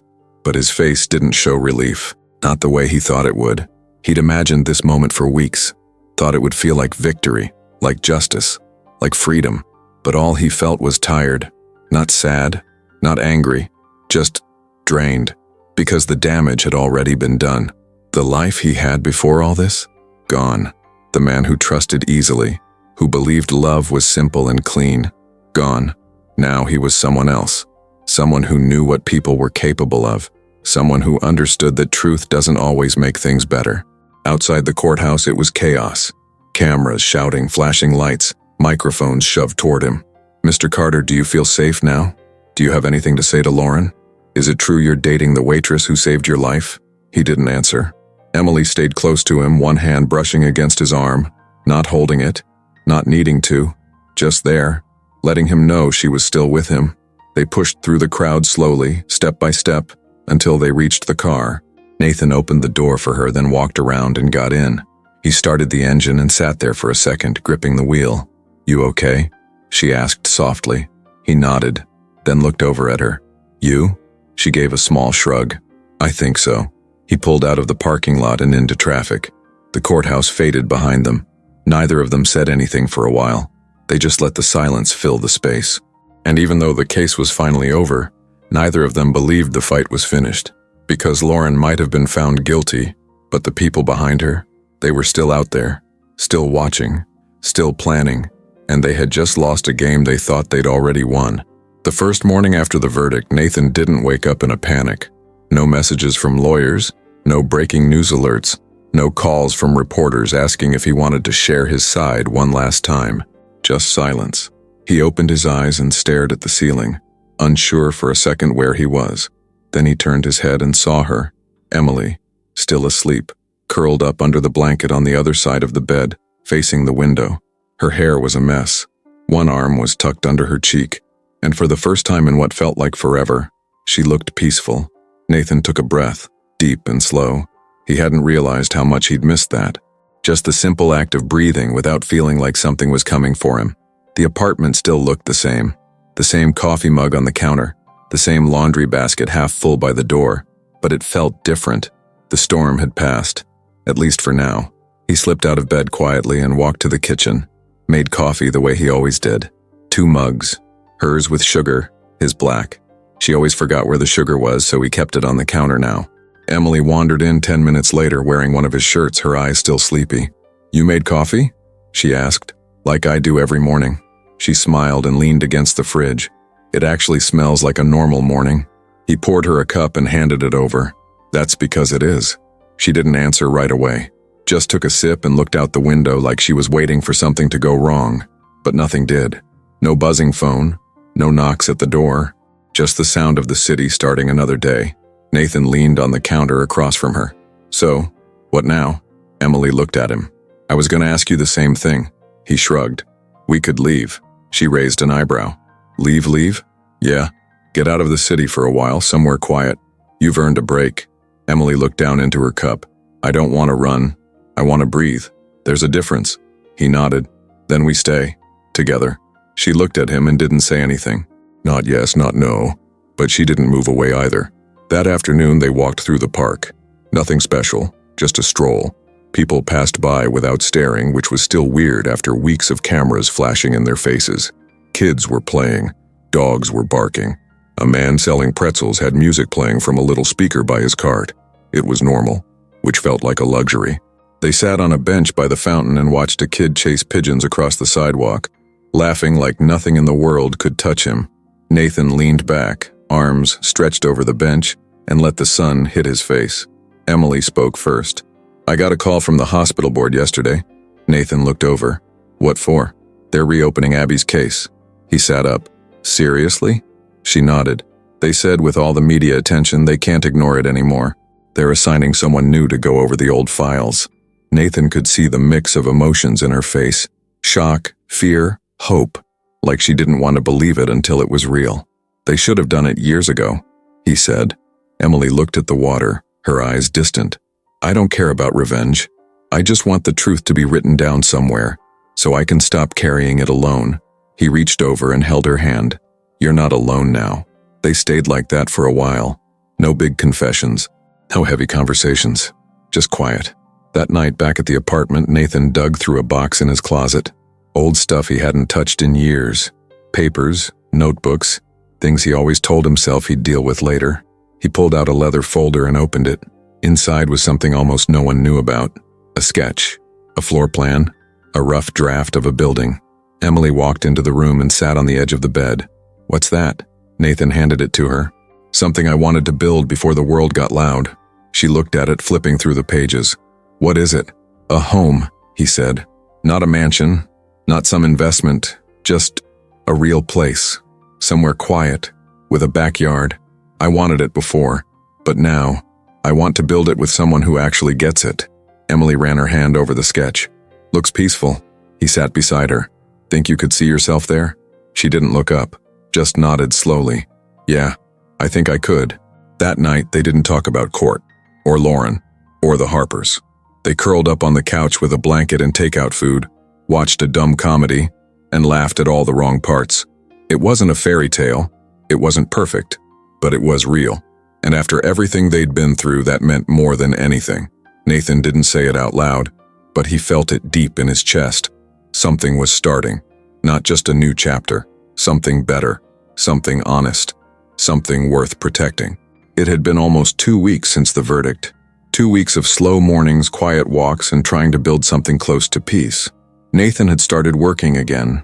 Not full-time, but just enough to get his hands moving, to remind himself that there was still a future outside of everything they'd been through. Emily was easing back into life too. She'd started volunteering at a local shelter, helping out with kids' programs. She didn't talk much about it, but Nathan could see how much it helped her. Being useful, staying connected to something real. Something that didn't involve poison or courtroom drama or flashing cameras. Things weren't perfect, but they were steady, until the day Nathan got the email. It came in early, just after 7. The subject line was simple: "We should talk." No name, no message, just an attachment. He hesitated before opening it. Something about the whole thing felt off. But curiosity got the best of him. He clicked the file. It was a photo, black and white, grainy, like it had been snapped from security footage. It showed Emily standing in front of the shelter, holding a grocery bag and talking to a man. The image was blurry, but the man's face was clear enough to recognize. Nathan's stomach dropped. Brian Harper, Lauren's older brother, the one who had disappeared after the trial started. The one who was never formally named in any reports but always seemed to be connected to the money transfers and shady business deals floating in the background of everything. The one who hadn't shown his face since the moment things got serious in court. Nathan stared at the photo. It didn't make sense. Why would Brian be talking to Emily? Why now? He grabbed his phone and called her. She answered on the second ring. "Hey, where are you?" he asked, trying to stay calm. "Just stepped out of the shelter," she said. "I was about to call you. Something weird happened." Nathan's heart started racing. Was he there? There was a pause. "You saw him too?" Nathan blew out a breath. "We need to talk, right now, somewhere public." They met at a coffee shop a few blocks away. Nathan walked in and found her sitting in the back, looking nervous but not panicked. She slid her phone across the table. "I took this when he left. I didn't get his face clearly, but I know it was him." Nathan didn't need to look, he already knew. "He didn't say anything threatening," she said. "Just acted like he was passing by. Asked me if I was the one who made Lauren sick. Said he was sorry for everything that happened, then he left." Nathan shook his head. "That wasn't just a run-in. He's watching you." Emily looked out the window. "Why now?" Nathan didn't have an answer, but something in his gut told him this wasn't random. Brian wasn't the kind of guy who did anything without a reason. He'd stayed in the shadows while his sister took the fall. And now, with Lauren in prison and his parents laying low, maybe he felt like it was his turn to step in. Later that night, Nathan called his PI again. "I need everything you can find on Brian Harper. Where he's been, what he's been doing, who he's been talking to." The investigator didn't even ask questions. "Give me 48 hours. The next 2 days were filled with tension. Emily started getting paranoid. Not out loud, not dramatically, but in the little things. She locked the windows 3 times. She stopped wearing earbuds when she walked outside. She flinched every time a delivery person knocked on the door. Nathan noticed all of it, and it killed him. Because after everything, she finally had peace. And now it was being stolen again. Then, right on time, the PI called back. "Brian's been in the city for a week," he said. "Staying at a short-term rental under a fake name. He's been meeting with people. One of them is a former insurance consultant who used to work with his mom. The other? A guy who's been flagged by the FBI twice for fraud." Nathan closed his eyes. "So he's building something. Feels that way. I think he's trying to rewrite the story. Maybe push some legal angle, or blackmail someone. But here's the worst part." "What?" "He's been trying to find dirt on Emily. Digging deep. High school records, old medical files, social media posts, even talked to someone from her past job at the hospital." Nathan gritted his teeth. What's his angle? No clue, but it's personal. Nathan didn't sleep that night. He stayed up, staring at the ceiling, wondering how far Brian would go, and why. It all clicked the next morning when Emily came into the kitchen with a pale face and her phone in her hand. "You need to see this," she said. She showed him a video. It was a deep fake. A fake recording of her, edited together from old clips and interviews made to look like she was admitting to staging the whole thing. The warning, the poisoning, the trial. The headline under the video read, "The Truth About Emily Jacobs. Did she lie to set Lauren Harper up?" The comments were already pouring in. Nathan stood there, heart racing. "He's trying to flip the story," he said. Emily nodded. "He's trying to make me the villain." Nathan grabbed his phone and called his lawyer. "We need a meeting. Today. We're going to bury him before this turns into another circus." Emily sat down, her hands shaking. "I don't think I can go through this again." Nathan knelt beside her. "You're not going through it alone." She didn't answer. She didn't need to, because whatever Brian Harper was planning next, he had just made the biggest mistake of his life. He came after the wrong woman. And this time, Nathan wasn't going to wait for things to explode. He was going to fight back first. Emily was quiet for most of the day. After that fake video started spreading, she shut down her social media and turned off her phone. Nathan tried to keep her distracted. They went out for a drive, picked up lunch from her favorite taco place, even stopped by a bookstore just to walk around and pretend everything was normal. But it wasn't. He could feel it every time he looked at her. Her eyes didn't rest anywhere for too long. Her shoulders stayed tight. And even when she smiled, it didn't reach all the way to her eyes. Brian's little stunt wasn't just a smear campaign. It brought something deeper back up for her. The old fear. The one that started the day her sister died. That night after dinner, Nathan sat on the floor in the living room flipping through the files his PI had sent earlier. Emily sat on the couch, wrapped in a blanket, staring at the TV even though it was muted. She hadn't said much in hours. Nathan glanced over at her. "You okay?" She nodded without looking at him. "Just tired." He kept reading. A few minutes later, she spoke again. "Can I ask you something weird?" "Of course." She paused. "What if I've met Brian before?" Nathan looked up. "What do you mean?" "I've been thinking about it all day," she said. "His face, his voice, it's been bothering me. He didn't look familiar at first, but the more I think about it, the more I feel like I've seen him somewhere. Not recently. Years ago." Nathan sat up straighter. "When?" She shook her head. "That's the thing. I don't know. I keep thinking about Abby. About the guy she was dating before everything happened. The one who messed her up. I never met him, not officially. She kept him hidden from me. But she once told me he worked in real estate, drove a black car, had a brother in finance."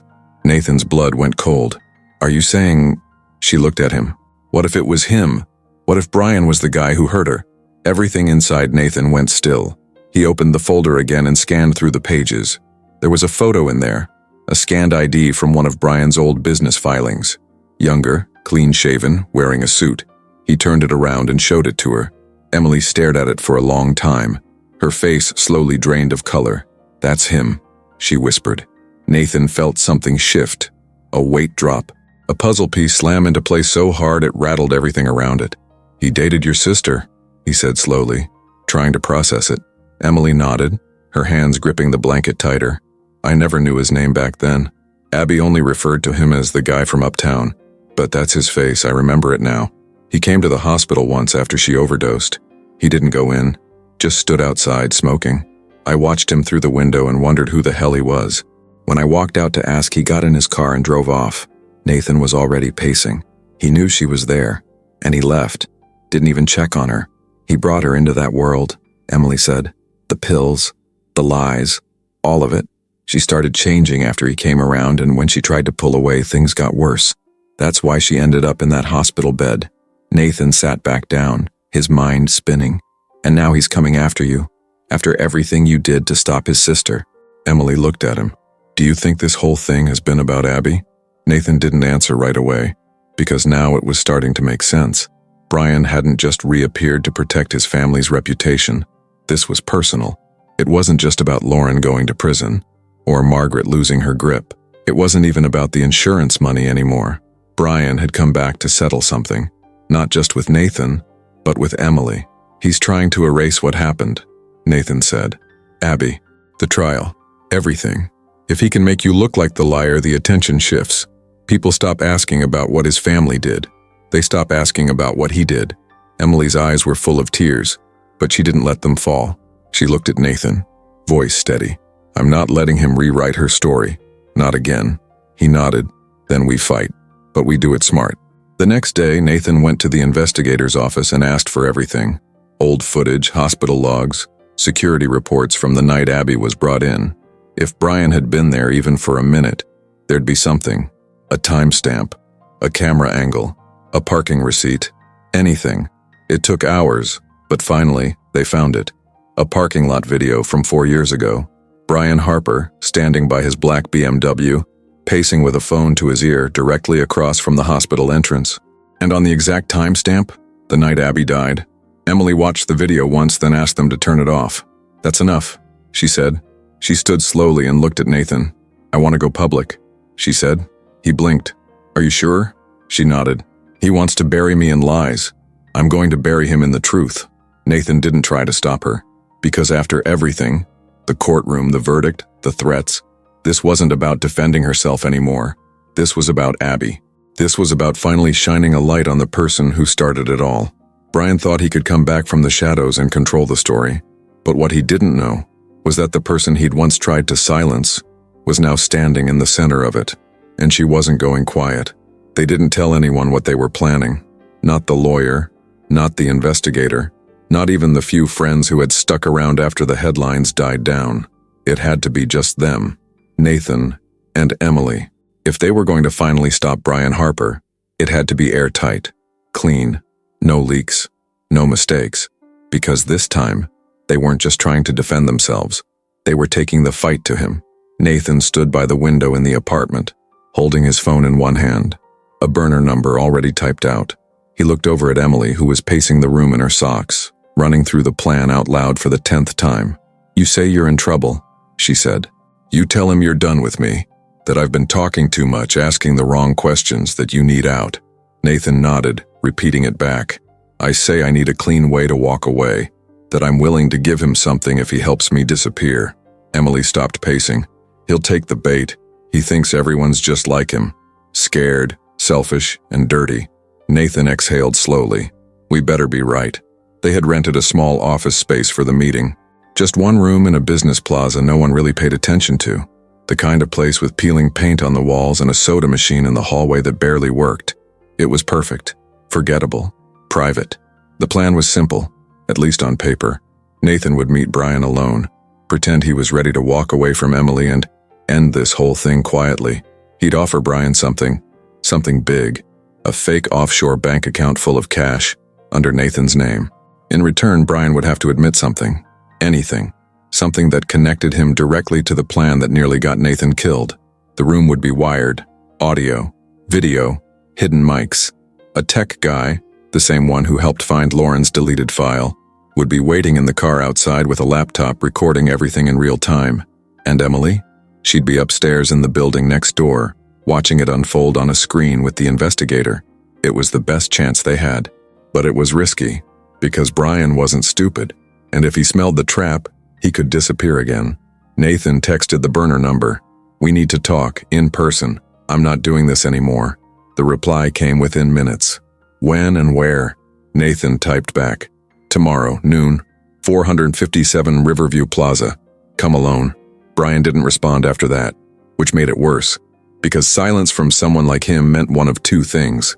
Either he was considering it, or he was planning something worse. The next morning, Nathan barely ate. Emily didn't sleep. Neither of them said much in the car, just quiet glances, heavy breathing, a kind of calm panic that sat just under the surface.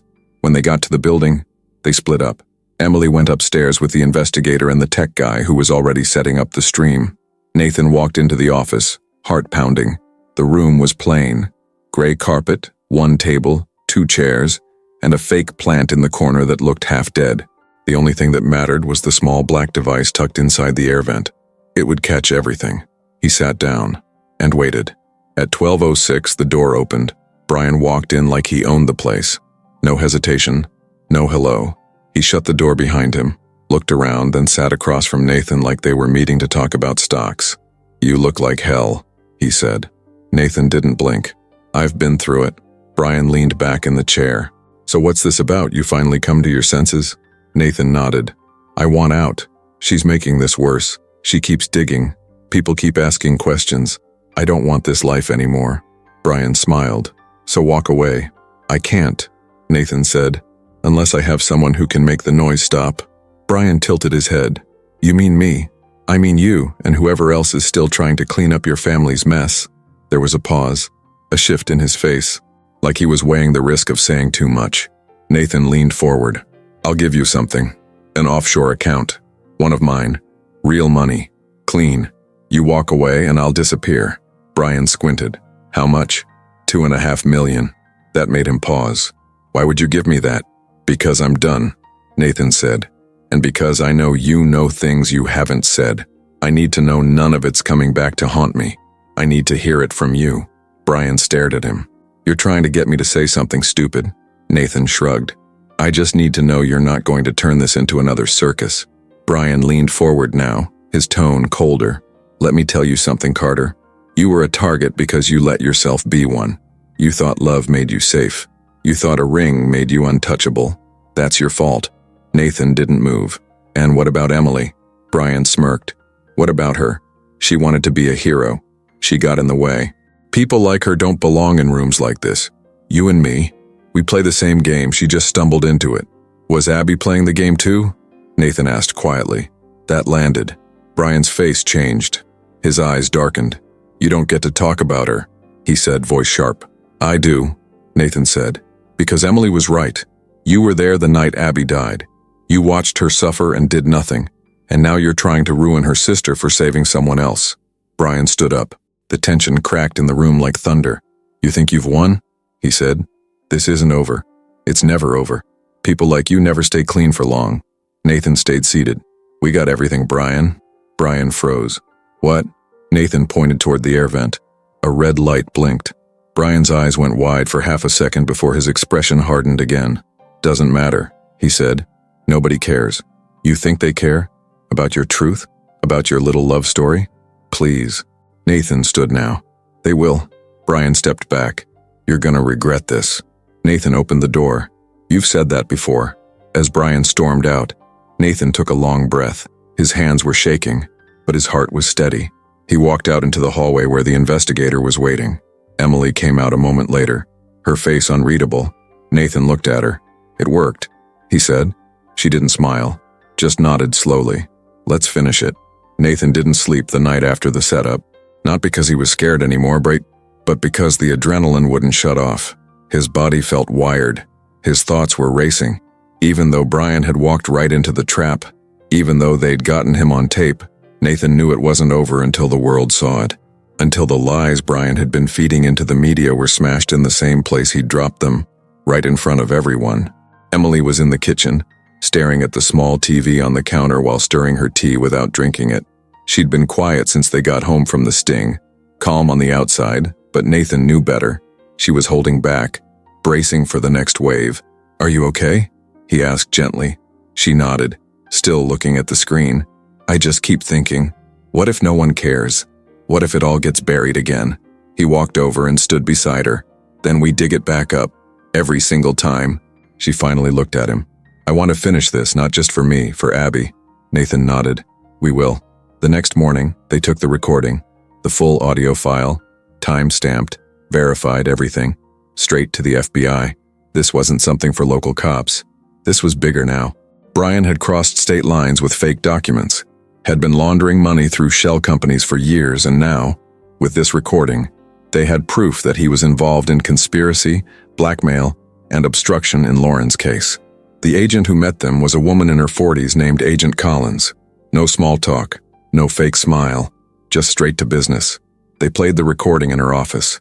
By the end, she sat back in her chair and stared at them. This is strong, she said. And this guy's made a lot of enemies. If what you're giving me checks out, this could be the nail in the coffin. Nathan asked the only question that mattered. How long will it take? Collins looked him in the eye.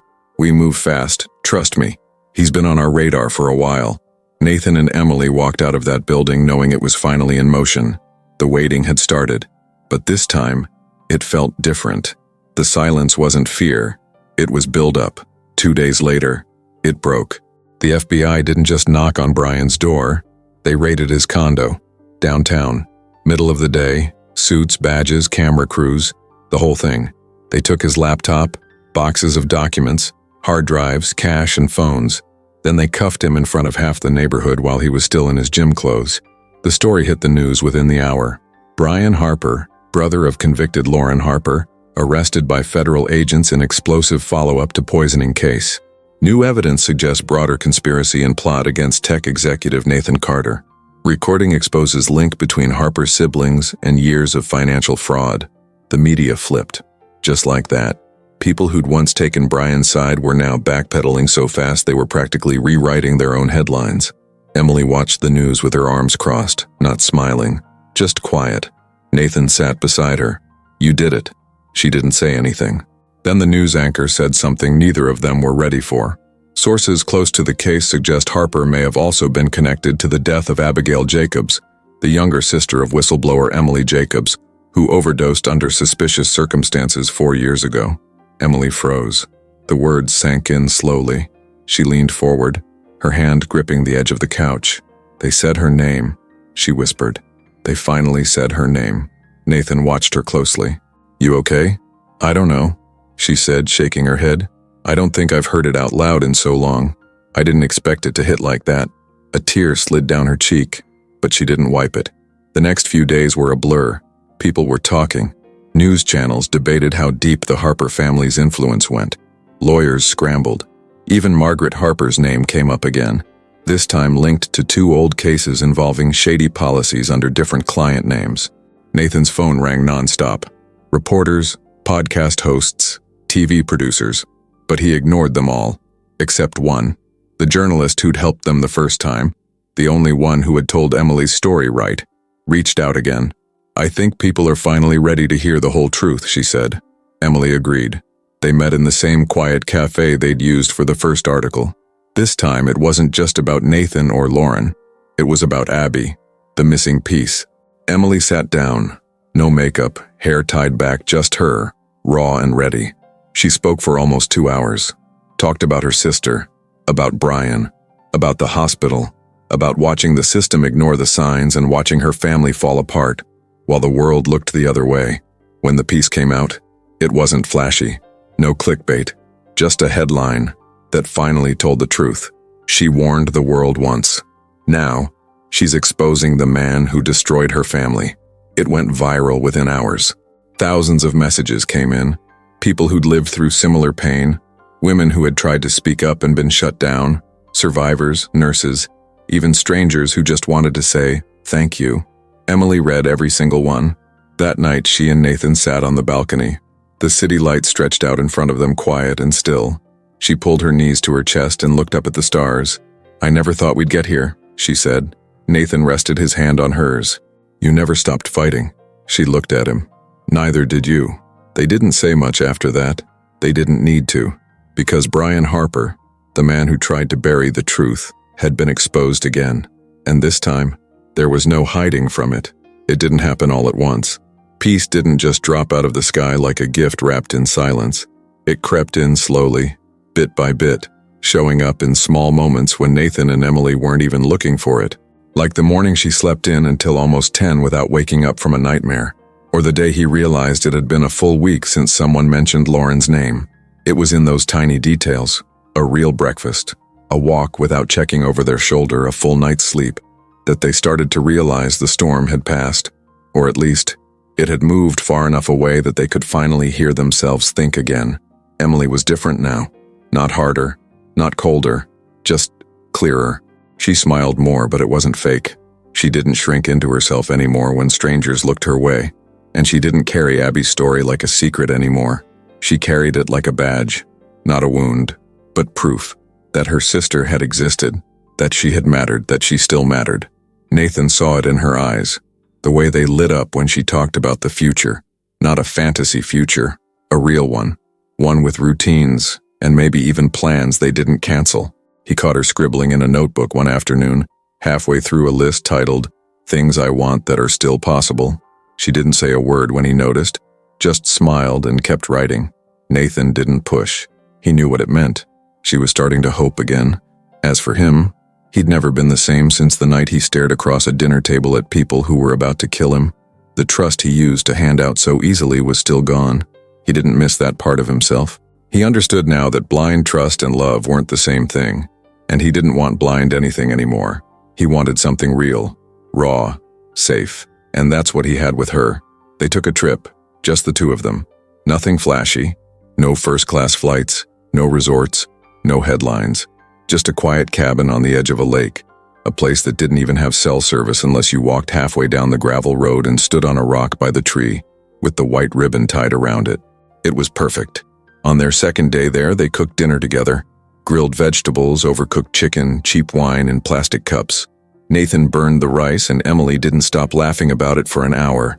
They sat on the porch after the sun went down, wrapped in blankets, listening to the sounds of the water lapping against the dock.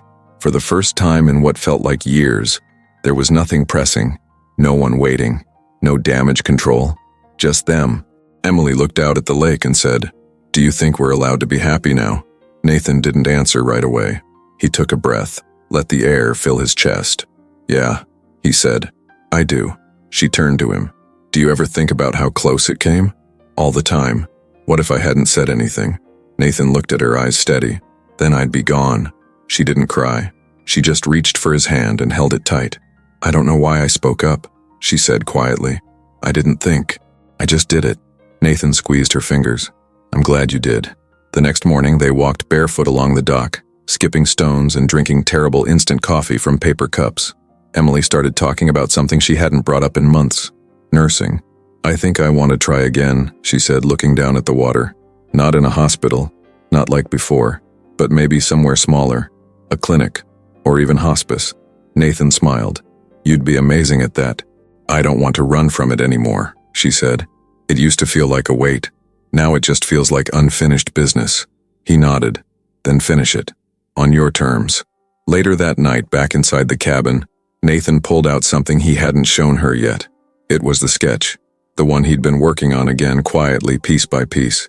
A floor plan for a real home. Not a mansion, not a fortress, just a place with soft light, a big kitchen, a yard for kids, and space to breathe. He laid it on the table and slid it toward her. Emily looked at it slowly, tracing the lines with her fingers. "Is this what I think it is?" Nathan nodded. "If we're building a life, we should probably have somewhere to live it." She stared at the drawing for a long time, then looked up at him. "When do we start?" That night, they didn't talk about trauma, or fear, or the Harper family, or lawsuits or headlines or the people who had once tried to erase them. They talked about paint colors, kitchen counters, a garden, maybe a dog. And for the first time in a long time, the only storm that mattered was the one that rolled in outside the window. Soft thunder, light rain, the kind of storm that makes you feel safe under a roof with someone you trust. They fell asleep to it, curled up together under a thick blanket, the sound of water and wind gently tapping against the glass. And even though they knew life would never be perfect, they also knew something even better. They'd earned their peace, and they weren't letting anyone take it again. The room was quiet, not the heavy, tense kind of quiet they'd both lived through before. Not courtroom quiet, not hospital quiet. This was different. This was soft, peaceful, like the world had finally exhaled. Emily sat on the edge of the bed, both hands resting on her stomach, her eyes following the slow movement of the ceiling fan. Her breathing was steady, but she looked tired. The kind of tired that came from doing something huge, something that changes you. Nathan stood by the window, holding a warm bottle in one hand, bouncing slightly from heel to toe as he cradled the tiny bundle in his arms. He was quiet too, but his eyes were locked on the baby's face like the rest of the world didn't exist anymore. "You sure you don't want to sleep?" he asked without turning around. Emily smiled softly. "No, I like watching this part." He looked over his shoulder and gave her a tired grin. "She looks like you," Emily chuckled. "She cries like you." Nathan looked down at their daughter and whispered, "You hear that, little one? Mommy thinks I'm dramatic." The baby stirred, yawned, then went right back to sleep like she already trusted the world more than she should have. Emily leaned back against the pillows and closed her eyes for a second. "Can you believe this is real?" Nathan walked over, sat beside her on the bed, and gently placed the baby in her arms. "I can now," he said, "because she's here, and you're okay." Emily stared down at the little face tucked against her chest. Her eyes filled with tears, but not from fear or pain or anger this time. These were different. This time it was joy, pure, full, and terrifying in the best way. There was something about holding a baby that made everything else feel small. All the noise from the past, all the fear, all the people who'd tried to tear them down, none of it mattered right now. It had all led to this. To her. They hadn't even told anyone they were pregnant for the first few months. Not because they were scared of bad luck, but because they wanted something that belonged only to them. Just for a little while. A secret that felt safe. A dream that they weren't ready to share yet. But now she was here. 8 pounds. Tiny fists. A name that had been decided months ago and locked in their hearts like a promise. Abigail Grace Carter. They both agreed it wasn't about recreating the past. It wasn't about turning her into someone she'd never know. It was about honoring what mattered. About making something beautiful grow out of something painful, and giving that name a second chance to live in the world. Emily kissed her daughter's forehead and whispered, "Welcome home." Nathan leaned over and kissed Emily's cheek. "You did it." "No," she said, looking at him. We did. The house they'd built wasn't fancy. No gold chandeliers. No huge marble floors. Just warm lights, soft couches, shelves full of books and a rocking chair by the window. The kind of house that smelled like fresh laundry and coffee in the mornings.